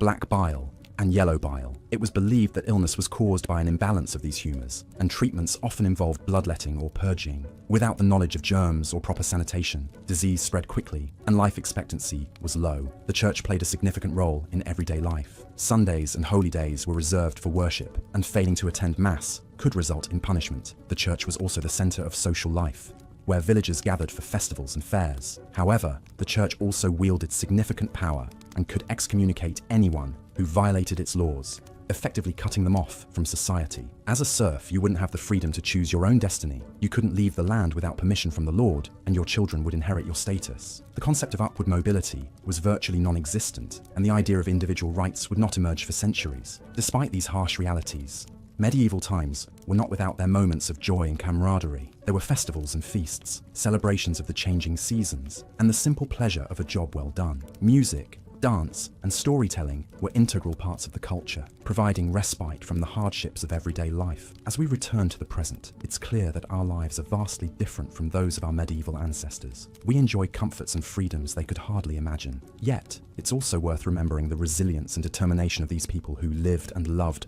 worked and played in a world so different from our own. Their stories remind us of the human capacity to adapt and endure, to find joy in the midst of hardship, and to create a sense of community and purpose, even in the most challenging circumstances. As we continue our journey through the daily life of a person in the medieval period, let's turn our attention to the aspect of health and medicine. If you were living in medieval times, you might find the healthcare system significantly different from what we know today. The understanding of disease, its causes and treatment was extremely limited, and life expectancy was short due to various health problems. The knowledge of anatomy was rudimentary at best. The practice of dissecting human bodies to understand their workings was considered taboo and often illegal, leaving many physicians to guess at the inner workings of the human body. This lack of understanding led to many misconceptions and misdiagnoses. The belief in the four humors, black bile, yellow bile, phlegm, and blood, was prevalent. These were thought to be bodily fluids that needed to be in balance for a person to stay healthy. Any imbalance was considered the root cause of all diseases and illnesses. In terms of treatment, bloodletting was a common practice. The idea was to drain the body of excess bad humors. Leeches were often used for this purpose. In today's medical understanding, this practice is largely considered harmful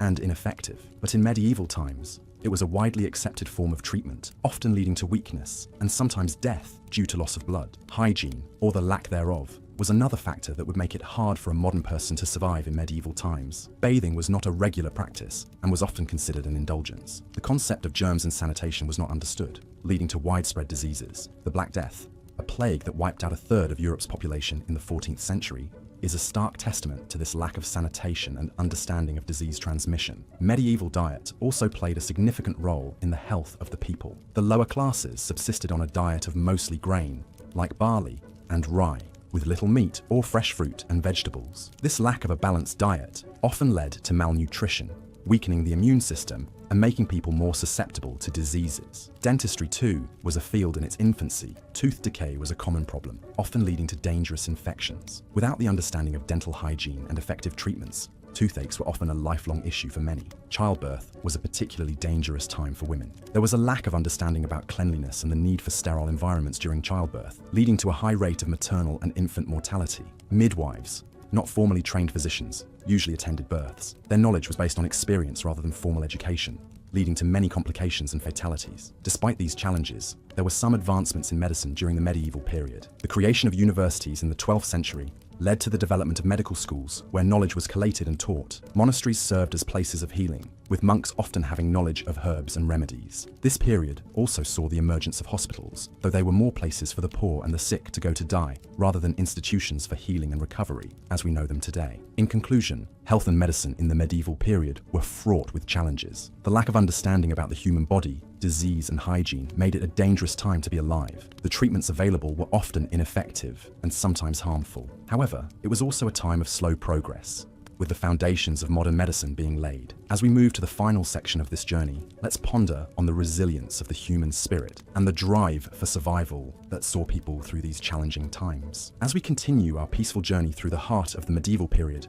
we find ourselves shifting our focus from the bustling life of the cities and castles to the quieter, but no less important, rural countryside. Here, in the vast expanses of fields and forests, the majority of the medieval population made their living as farmers and laborers, their lives intimately tied to the rhythm of the seasons and the bounty of the earth. Life in a medieval village was far from the romanticized tales of chivalry and courtly love associated with this era. It was characterized by a simplicity and routine that, for many modern individuals, would be unbearably monotonous. The day for a medieval peasant would begin at dawn with the crowing of the roosters. After a simple breakfast, often consisting of bread, cheese, and weak ale, they would head out to the fields for a long day of labor. The agricultural practices of the medieval period were rudimentary by today's standards. Without the benefit of modern machinery, every task was performed by hand. Plowing, sowing, weeding, and harvesting were all physically demanding activities that required strength, endurance, and a great deal of patience. Despite their hard work, the yield from their labor was often meager. Poor soil quality, unpredictable weather, and rampant crop diseases meant that failure and famine were constant threats. The diet of a medieval peasant was similarly austere. They subsisted primarily on a diet of bread, porridge, and vegetables, with occasional small amounts of cheese and meat. The monotony of their diet was occasionally broken by the availability of seasonal fruits, nuts, and berries. However, these were often preserved for the winter months when food was scarce. Health and hygiene were another area where the medieval period fell short by modern standards. Without understanding the principles of germ theory and sanitation, illness was rampant and often deadly. Child mortality rates were high, and life expectancy was low. Common ailments like toothaches, colds, and digestive issues were often treated with a mix of folk remedies and superstition. More serious illnesses, like the plague, could wipe out entire communities. Despite these hardships, the life of a medieval peasant was not without its small joys and comforts. The village was a close-knit community where everyone knew each other, and social activities like dances, feasts, and fairs provided much-needed relief from the daily grind. The church, too,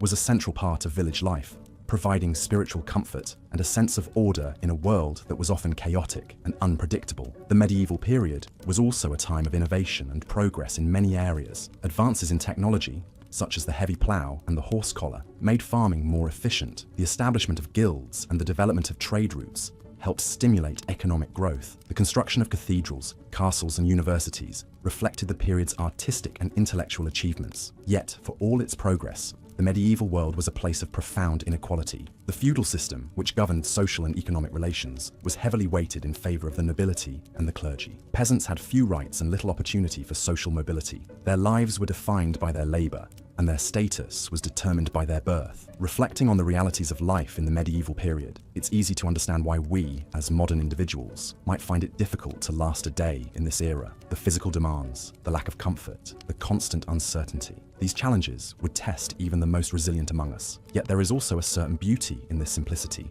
a reminder of the resilience and adaptability of the human spirit. As we drift further into the tranquil embrace of sleep, let us carry with us this sense of gratitude for the comforts and conveniences of our modern life, and a newfound appreciation for the trials and triumphs of our medieval ancestors. As our journey through the annals of history continues, we find ourselves delving into an era of knights, castles, and feudal society, the medieval times. Picture yourself, if you will, transported back through the centuries, landing in a world far removed from the one we inhabit today. It's a time of stark contrasts, where the wealthy live in fortified castles while the poor toil in the fields. It's a time where the church wields immense power, and one's fate is often dictated by the whims of their lord. As we begin to explore this fascinating era, we can start to understand why the comforts and conveniences we take for granted today would make it incredibly challenging for a contemporary person to survive a day in medieval times. Firstly, let's consider the living conditions. If you were a peasant, which was the most likely scenario, given that the vast majority of people belonged to the peasant class, your dwelling would be a small, one-room cottage. This cottage, made of wattle and daub,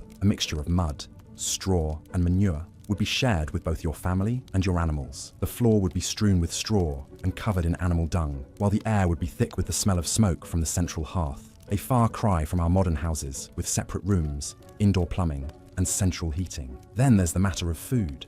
If you were a peasant, your diet would consist largely of pottage, a type of thick stew made from whatever vegetables were in season, along with some grain, perhaps barley or oats. Meat would be a rare luxury, and fresh fruit and vegetables would be scarce during the long winter months. Fast food, convenience meals, and the abundance of food we enjoy today would be unimaginable in the medieval era. The daily routine would be grueling. As a peasant, you would be expected to work the fields from dawn until dusk, regardless of the weather. There would be little time for leisure or relaxation, and your duties would extend beyond farming to include tasks such as repairing the Lord's Road or building his castle. This is a stark contrast to our modern work-life balance, where we have the luxury of weekends, holidays, and the ability to work from home. Healthcare, or rather the lack thereof, is another factor that would make survival in the medieval times challenging. Without our modern understanding of germs and disease, medieval doctors often resorted to dubious treatments such as bloodletting and leech therapy. Add to this a lack of sanitation and the prevalence of diseases such as the plague, and it's clear that staying healthy in the medieval era would be a formidable task. In addition to these physical challenges, there would also be social and cultural obstacles to navigate. As a peasant, your life would be governed by the will of the lord of the manor. You could be called upon to fight in his wars, and your life would be subject to the whims of his justice. The concept of individual rights and freedoms, which we take for granted today, would be largely absent in the medieval era. And let's not forget about the influence of the church. In the medieval times, the church was not just a place of worship, but also a significant political and social institution. The church dictated moral standards, influenced laws, and even played a role in education. The concept of religious freedom, as we understand it today, would be alien in this context. Lastly, consider the lack of technological conveniences. Without electricity, There would be no lighting after sunset except for candles or oil lamps. There would be no telephones, no internet, no cars or trains, and certainly no smartphones or computers. Even simple tasks such as washing clothes or preparing food would be labor-intensive and time-consuming.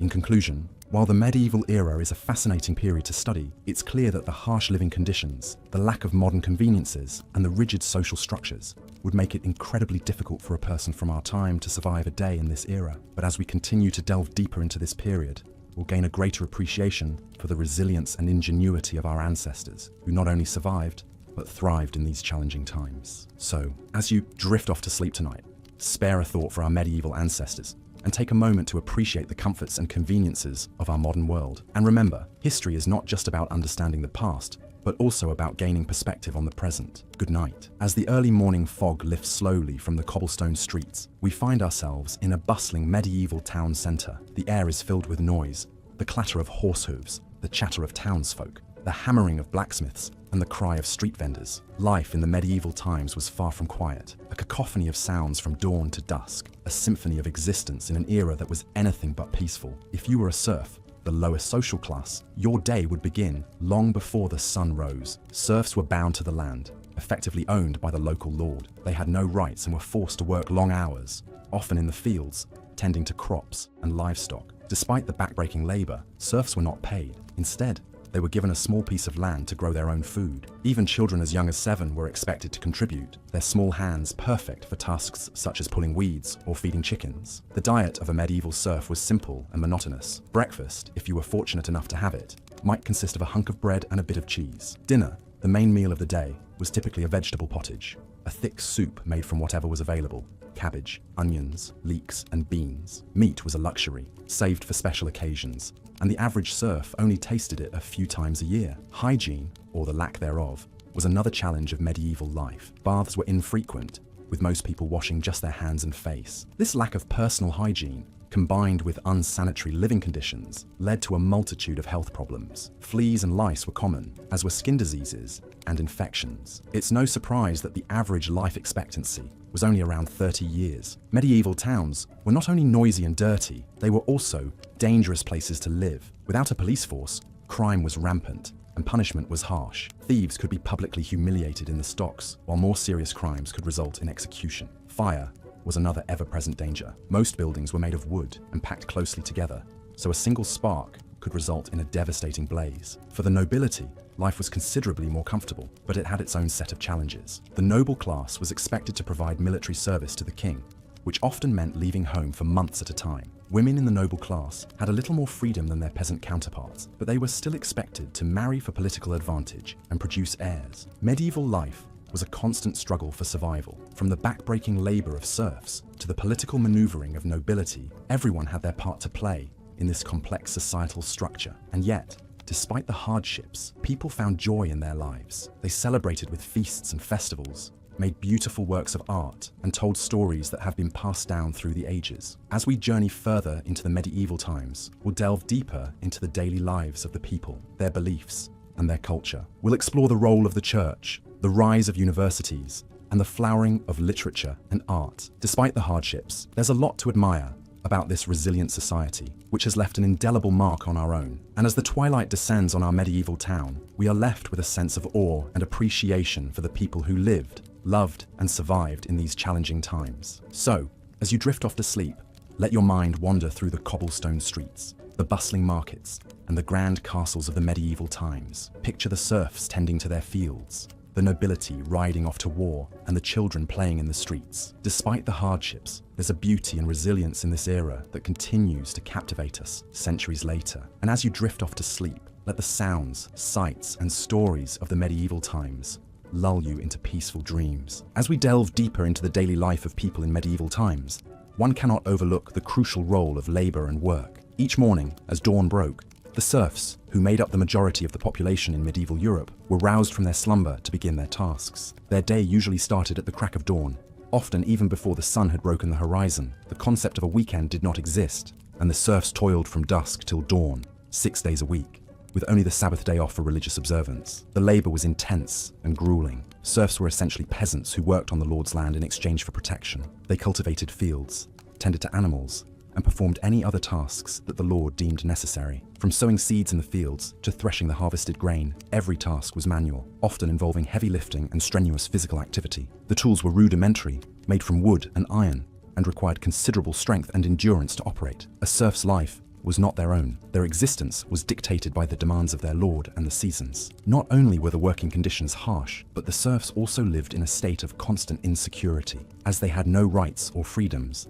they were at the complete mercy of their lords. They could be evicted from their homes, their meager possessions seized, or their families torn apart at the whim of their lord. In addition, they were obliged to pay crippling taxes and rents, often in the form of crops or labor. This chronic uncertainty and lack of control over their own lives made for a stressful existence. The diet of the medieval serf was as bland and monotonous as their life. Their meals predominantly consisted of dark bread made from rye or barley and pottage, a thick stew made from grains, vegetables, and occasionally a small amount of meat. The meat was a luxury that was rarely afforded to them, reserved for special occasions or during the winter months. They drank ale or mead, as water was often contaminated and unsafe to drink. Fruits and vegetables were part of their diet, but these were seasonal and not always readily available. The medical care during the medieval period was rudimentary at best. The knowledge of medicine was limited, and most treatments were based on superstition and folklore rather than science. Illnesses were often attributed to supernatural causes, and the remedies were equally bizarre. Bloodletting, for instance,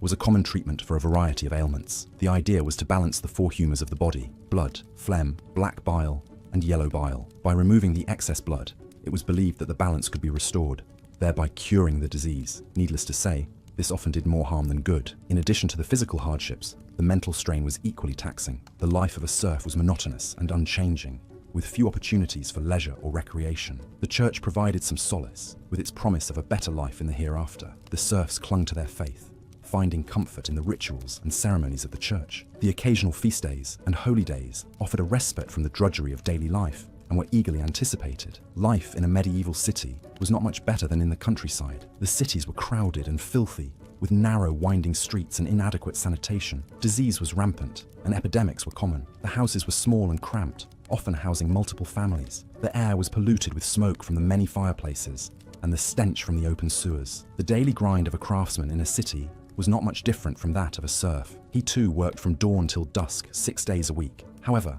unlike serfs, craftsmen had the opportunity to improve their lot through skill and hard work. They could become masters of their craft, own their own shops, and even become wealthy. However, this was not easy and required years of apprenticeship and hard work. In conclusion, life in the medieval times was a constant struggle for survival. Whether you were a serf toiling in the fields or a craftsman plying your trade in a city, the daily grind was grueling. The harsh working conditions, poor diet, inadequate medical care, and constant insecurity made life in the medieval times extremely challenging, to say the least. One cannot help but feel a sense of relief and gratitude for the comforts and conveniences of modern life. As we drift off to sleep tonight, let us take a moment to appreciate the hardships our ancestors endured and the progress we have made. Good night. In our journey through the Middle Ages, we've traversed the social hierarchy, the daily chores, the cuisine, and the challenges of health and hygiene. Now, let's turn our attention to another, harsher aspect of medieval life: the justice system. In the Middle Ages, the concept of justice was very different from what we understand today.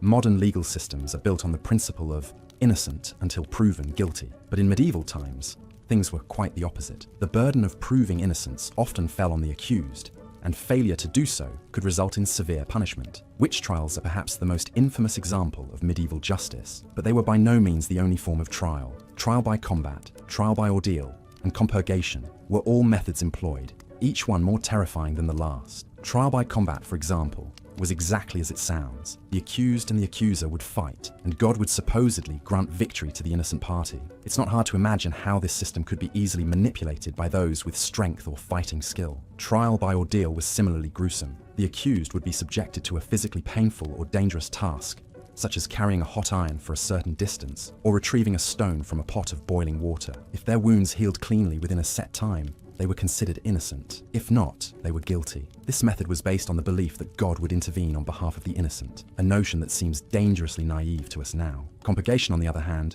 required the accused to swear an oath of innocence, backed by a group of oath helpers who would vouch for their honesty. This method relied heavily on one's reputation within the community and could be easily skewed by personal bias. Punishments for crimes varied widely, from fines to corporal punishment to death. The severity of the punishment often depended on the social status of the accused and the nature of the crime. For instance, a nobleman might be fined for a crime that would earn a peasant a whipping or worse. Beyond the legal system, violence was a common part of everyday life in the Middle Ages. Raids and skirmishes were frequent, and personal safety was far from guaranteed. The lack of a centralized police force meant that people had to take their safety into their own hands, often leading to brutal reprisals and cycles of violence. And then there were the wars. The Middle Ages were a time of near constant conflict, from the Crusades to the 100 Years' War. These wars were not only deadly, but also incredibly disruptive to everyday life. They could lead to food shortages, displacement, and widespread destruction. In addition to these physical hardships, the psychological toll of living in such uncertain times cannot be understated. The constant threat of violence,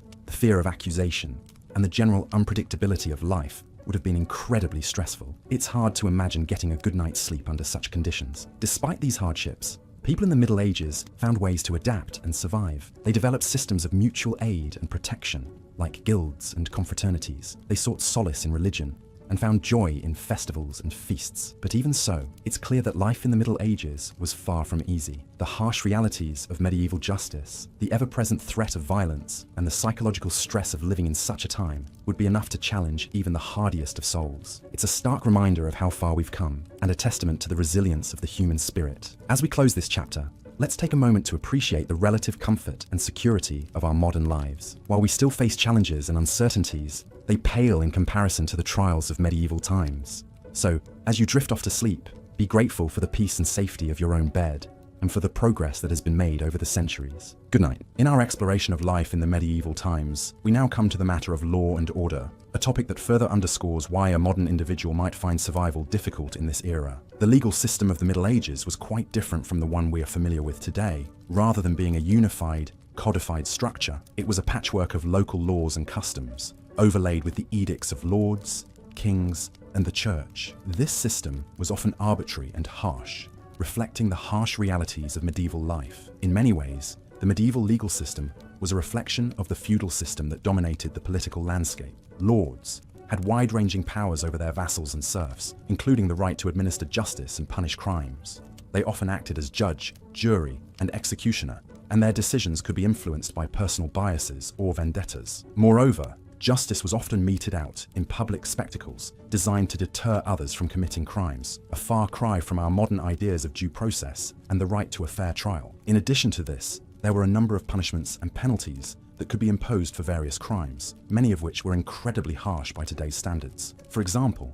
thieves could be branded or mutilated, while murderers might be sentenced to death by hanging or beheading. Even lesser offences, such as slander or defamation, could result in public humiliation or corporal punishment. And while we're on the topic of crime, let's not forget about the concept of trial by ordeal. This was a practice whereby the accused was subjected to a physically dangerous or painful test to determine their guilt or innocence. The idea was that God would intervene to protect the innocent and punish the guilty. For instance, in the ordeal of hot iron, the accused was made to carry a red-hot piece of iron. If their hand healed cleanly within a certain period of time, they were deemed innocent. If not, they were found guilty. The church also played a significant role in the medieval legal system. Ecclesiastical courts, which were run by the church, dealt with cases involving clergy members, as well as certain types of moral offences. These courts followed their own set of rules, known as canon law, which was based on biblical teachings and the writings of church fathers. Penalties could range from excommunication to penance, such as fasting or making a pilgrimage. Yet, despite its many flaws and harshness, the medieval legal system did have some redeeming qualities. For instance, it recognized the concept of sanctuary, which allowed criminals to seek refuge in a church and be protected from arrest. This offered a route to mercy and forgiveness, in line with Christian teachings of the time. Moreover, the system also laid the groundwork for many of the legal principles and institutions that we take for granted today. For example, the Magna Carta,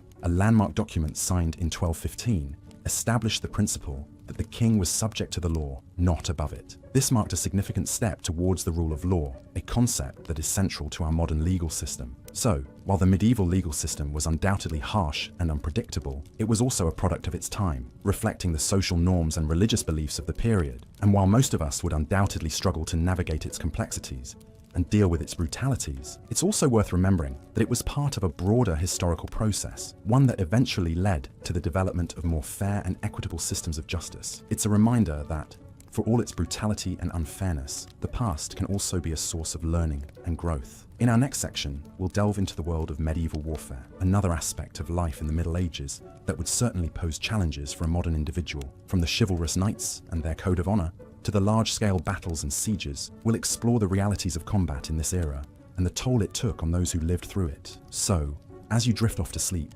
let your mind wander to these distant, tumultuous times, and remember that the struggles and hardships of the past have helped shape the world we live in today. As we delve deeper into the medieval period, it's important to remember that life in this era was not a romanticized adventure, often depicted in tales of knights and damsels. It was a time of hardship, constant work, and survival. Let's explore further. Imagine waking up at the crack of dawn, not to the sound of a blaring alarm clock, but to the crowing of a rooster or the tolling of a church bell. Your bed would be a straw pallet, shared with other family members for warmth. You would rise, rubbing sleep from your eyes, and start your day of strenuous labor. This would be your daily routine, 7 days a week. There were no weekends, holidays, or vacations in medieval times. The concept of leisure time was alien, and the day was strictly divided into periods of work, prayer, and sleep. Most people in medieval times were peasant farmers, living in small rural communities. Their lives were governed by the seasons and the cycle of crops. Spring would be a time of ploughing and planting, summer was for tending the fields, autumn was the harvest,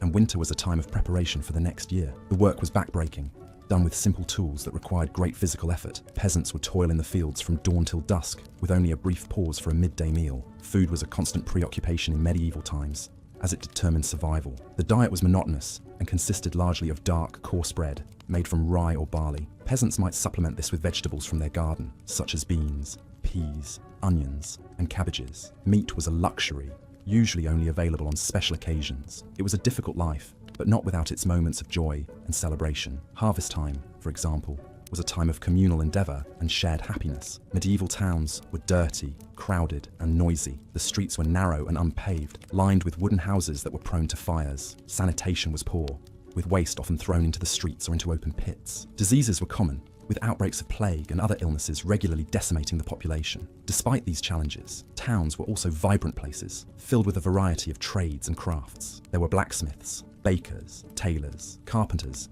and many others, all contributing to the bustling economy of the town. In medieval times, the church was a central part of everyone's life. It provided a moral framework and a sense of community. It offered hope and solace in a harsh world, with the promise of eternal life in heaven. The church controlled many aspects of daily life, including education. Most people were illiterate, and the few who could read and write were usually members of the clergy. Medieval medicine was a mixture of superstition, herbal remedies, and religious belief. Doctors were rare and expensive, so most people relied on the local wise woman or herbalist for treatment. Many diseases and injuries were beyond the understanding and capability of medieval medicine, leading to high rates of mortality. Warfare was a constant threat in medieval times. Knights and soldiers were highly trained in combat, but the majority of fighting men were ordinary peasants, called up to serve their lord in times of conflict. Battles were brutal and bloody affairs, with no concept of human rights or the treatment of prisoners. Despite the hardships and dangers of medieval life, people found ways to enjoy themselves. There were festivals and feasts,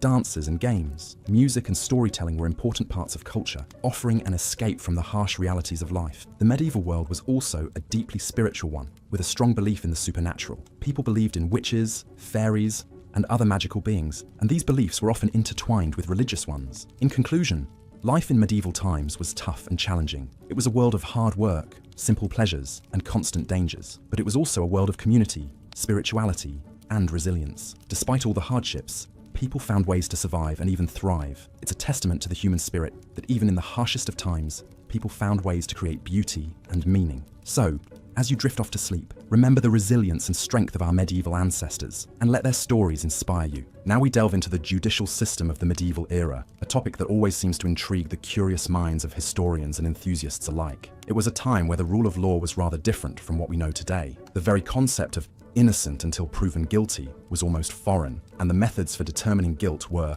quite frankly, bizarre and sometimes brutal. In the absence of any advanced scientific methods to investigate a crime, medieval societies relied on superstition and divine intervention to dispense justice. The concept of trial by ordeal was widely used in these times. If an individual was accused of a crime, they had to undergo a physically challenging, sometimes life-threatening task to prove their innocence. The ordeal could involve carrying a red-hot iron bar, plunging a hand into boiling water, or even sinking or floating in a body of water. The latter based on the belief that water, being a holy substance, would reject a guilty person, causing them to float. The medieval judicial system also heavily relied on compurgation, a process where an accused person could swear an oath of innocence, backed up by a group of oath helpers. These individuals, usually friends, family, or community members, would essentially vouch for the accused's character. If the accused was able to assemble enough oath helpers, they could potentially be acquitted of the crime they were charged with. However, the reliability of such a system is questionable, as biases and personal relationships could easily influence the outcome. Feudal lords, who had been given land by the king,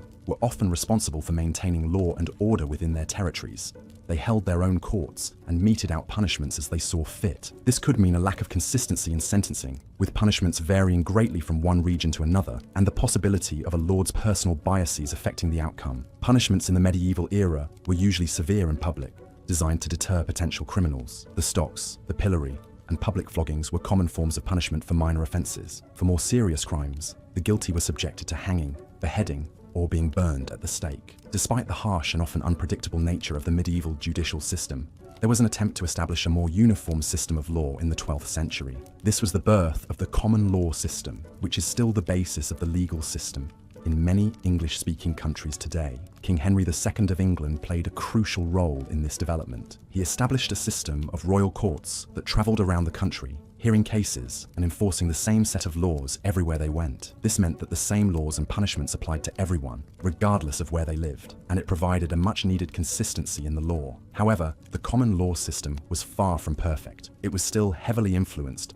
by the whims of the king or his appointed judges, and the concept of a fair trial as we understand it today was still far off. Nevertheless, it was a significant step towards the modern judicial system we are familiar with. Thus, we can see that living in medieval times was not for the faint-hearted. The societal norms, the harsh living conditions, and the brutal judicial system would have made everyday life a struggle. The uncertainty and unpredictability of the law, combined with the heavy reliance on superstition and divine intervention, would have added a constant sense of dread and fear. The medieval era was indeed a time of darkness and hardship, but it was also a time that laid the foundations for many aspects of our modern society. The development of the common law system, despite its flaws, was a crucial step towards the establishment of a fair and consistent judicial system. As we close our eyes and drift off to sleep, we can appreciate the comforts and conveniences of our modern lives. We can feel grateful for the progress we've made as a society and look forward to a future where justice is not determined by the heat of an iron bar or the depth of a body of water, but by the strength of evidence and the pursuit of truth. As the day in the life of a medieval person continues, the sun reaches its zenith, casting long, dark shadows across the cobblestone streets. The medieval town is at the height of its hustle and bustle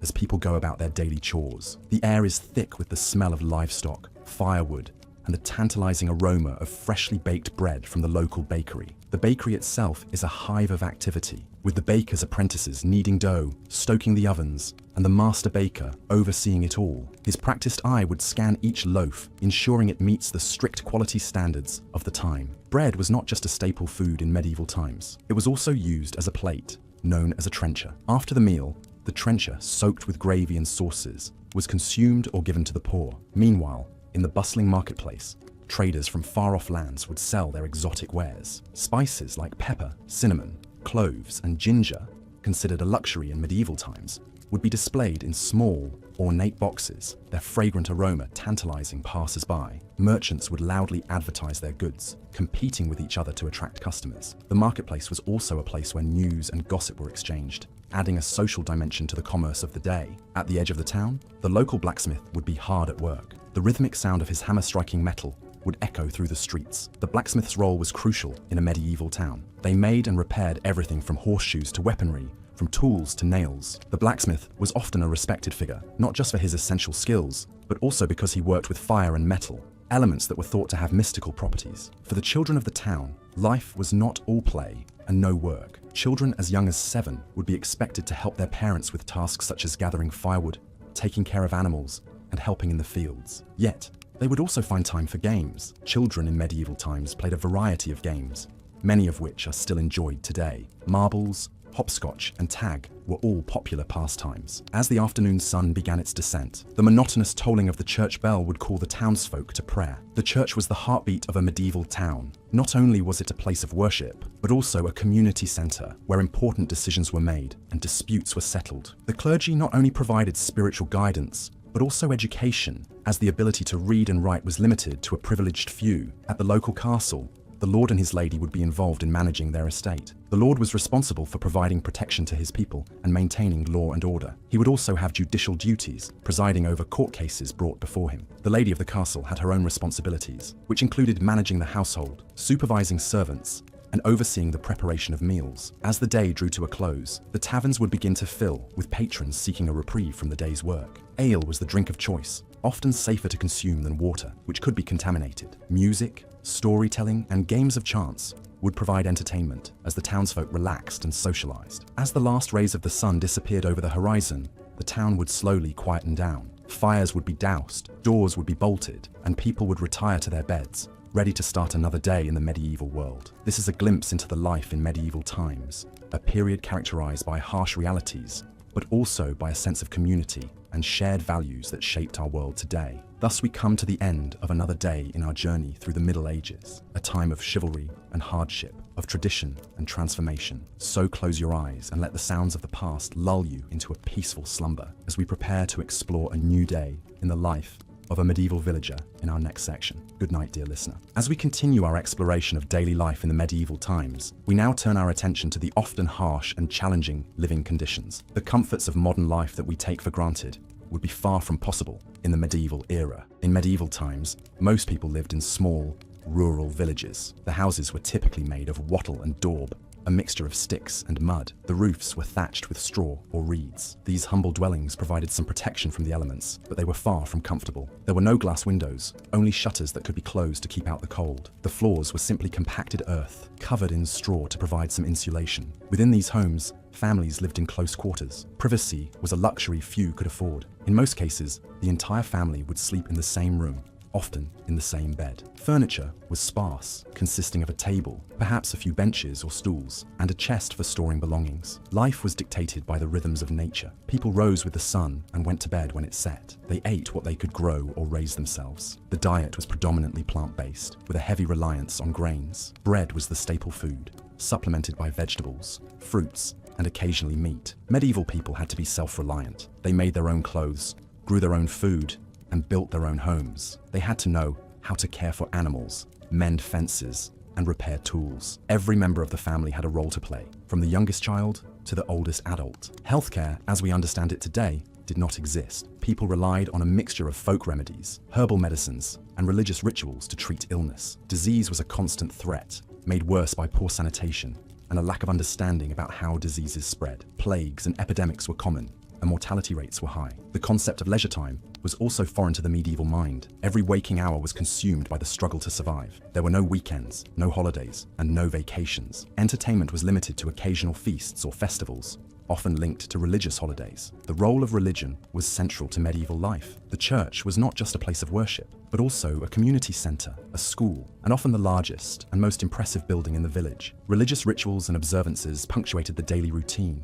providing a sense of structure and order amid the uncertainty of life. Despite these hardships, people in the medieval times found ways to endure and even to thrive. They formed close-knit communities, relying on each other for support and mutual aid. They developed skills and crafts that are still admired today, and they left us a rich cultural legacy in the form of literature, art, architecture, and music. Living in the medieval times was undoubtedly challenging, but it was also a time of innovation and resilience, of community and faith, of strength and perseverance. It was a time that shaped our world in countless ways, and its influence can still be felt today. As we come to the end of our exploration of the medieval era, let us remember not just the hardships and challenges, but also the achievements and the enduring legacy of this fascinating period in history. As we drift off to sleep, we can take comfort in the knowledge that we are the beneficiaries of centuries of human ingenuity and resilience, and that we stand on the shoulders of those who came before us. Good night and sleep well.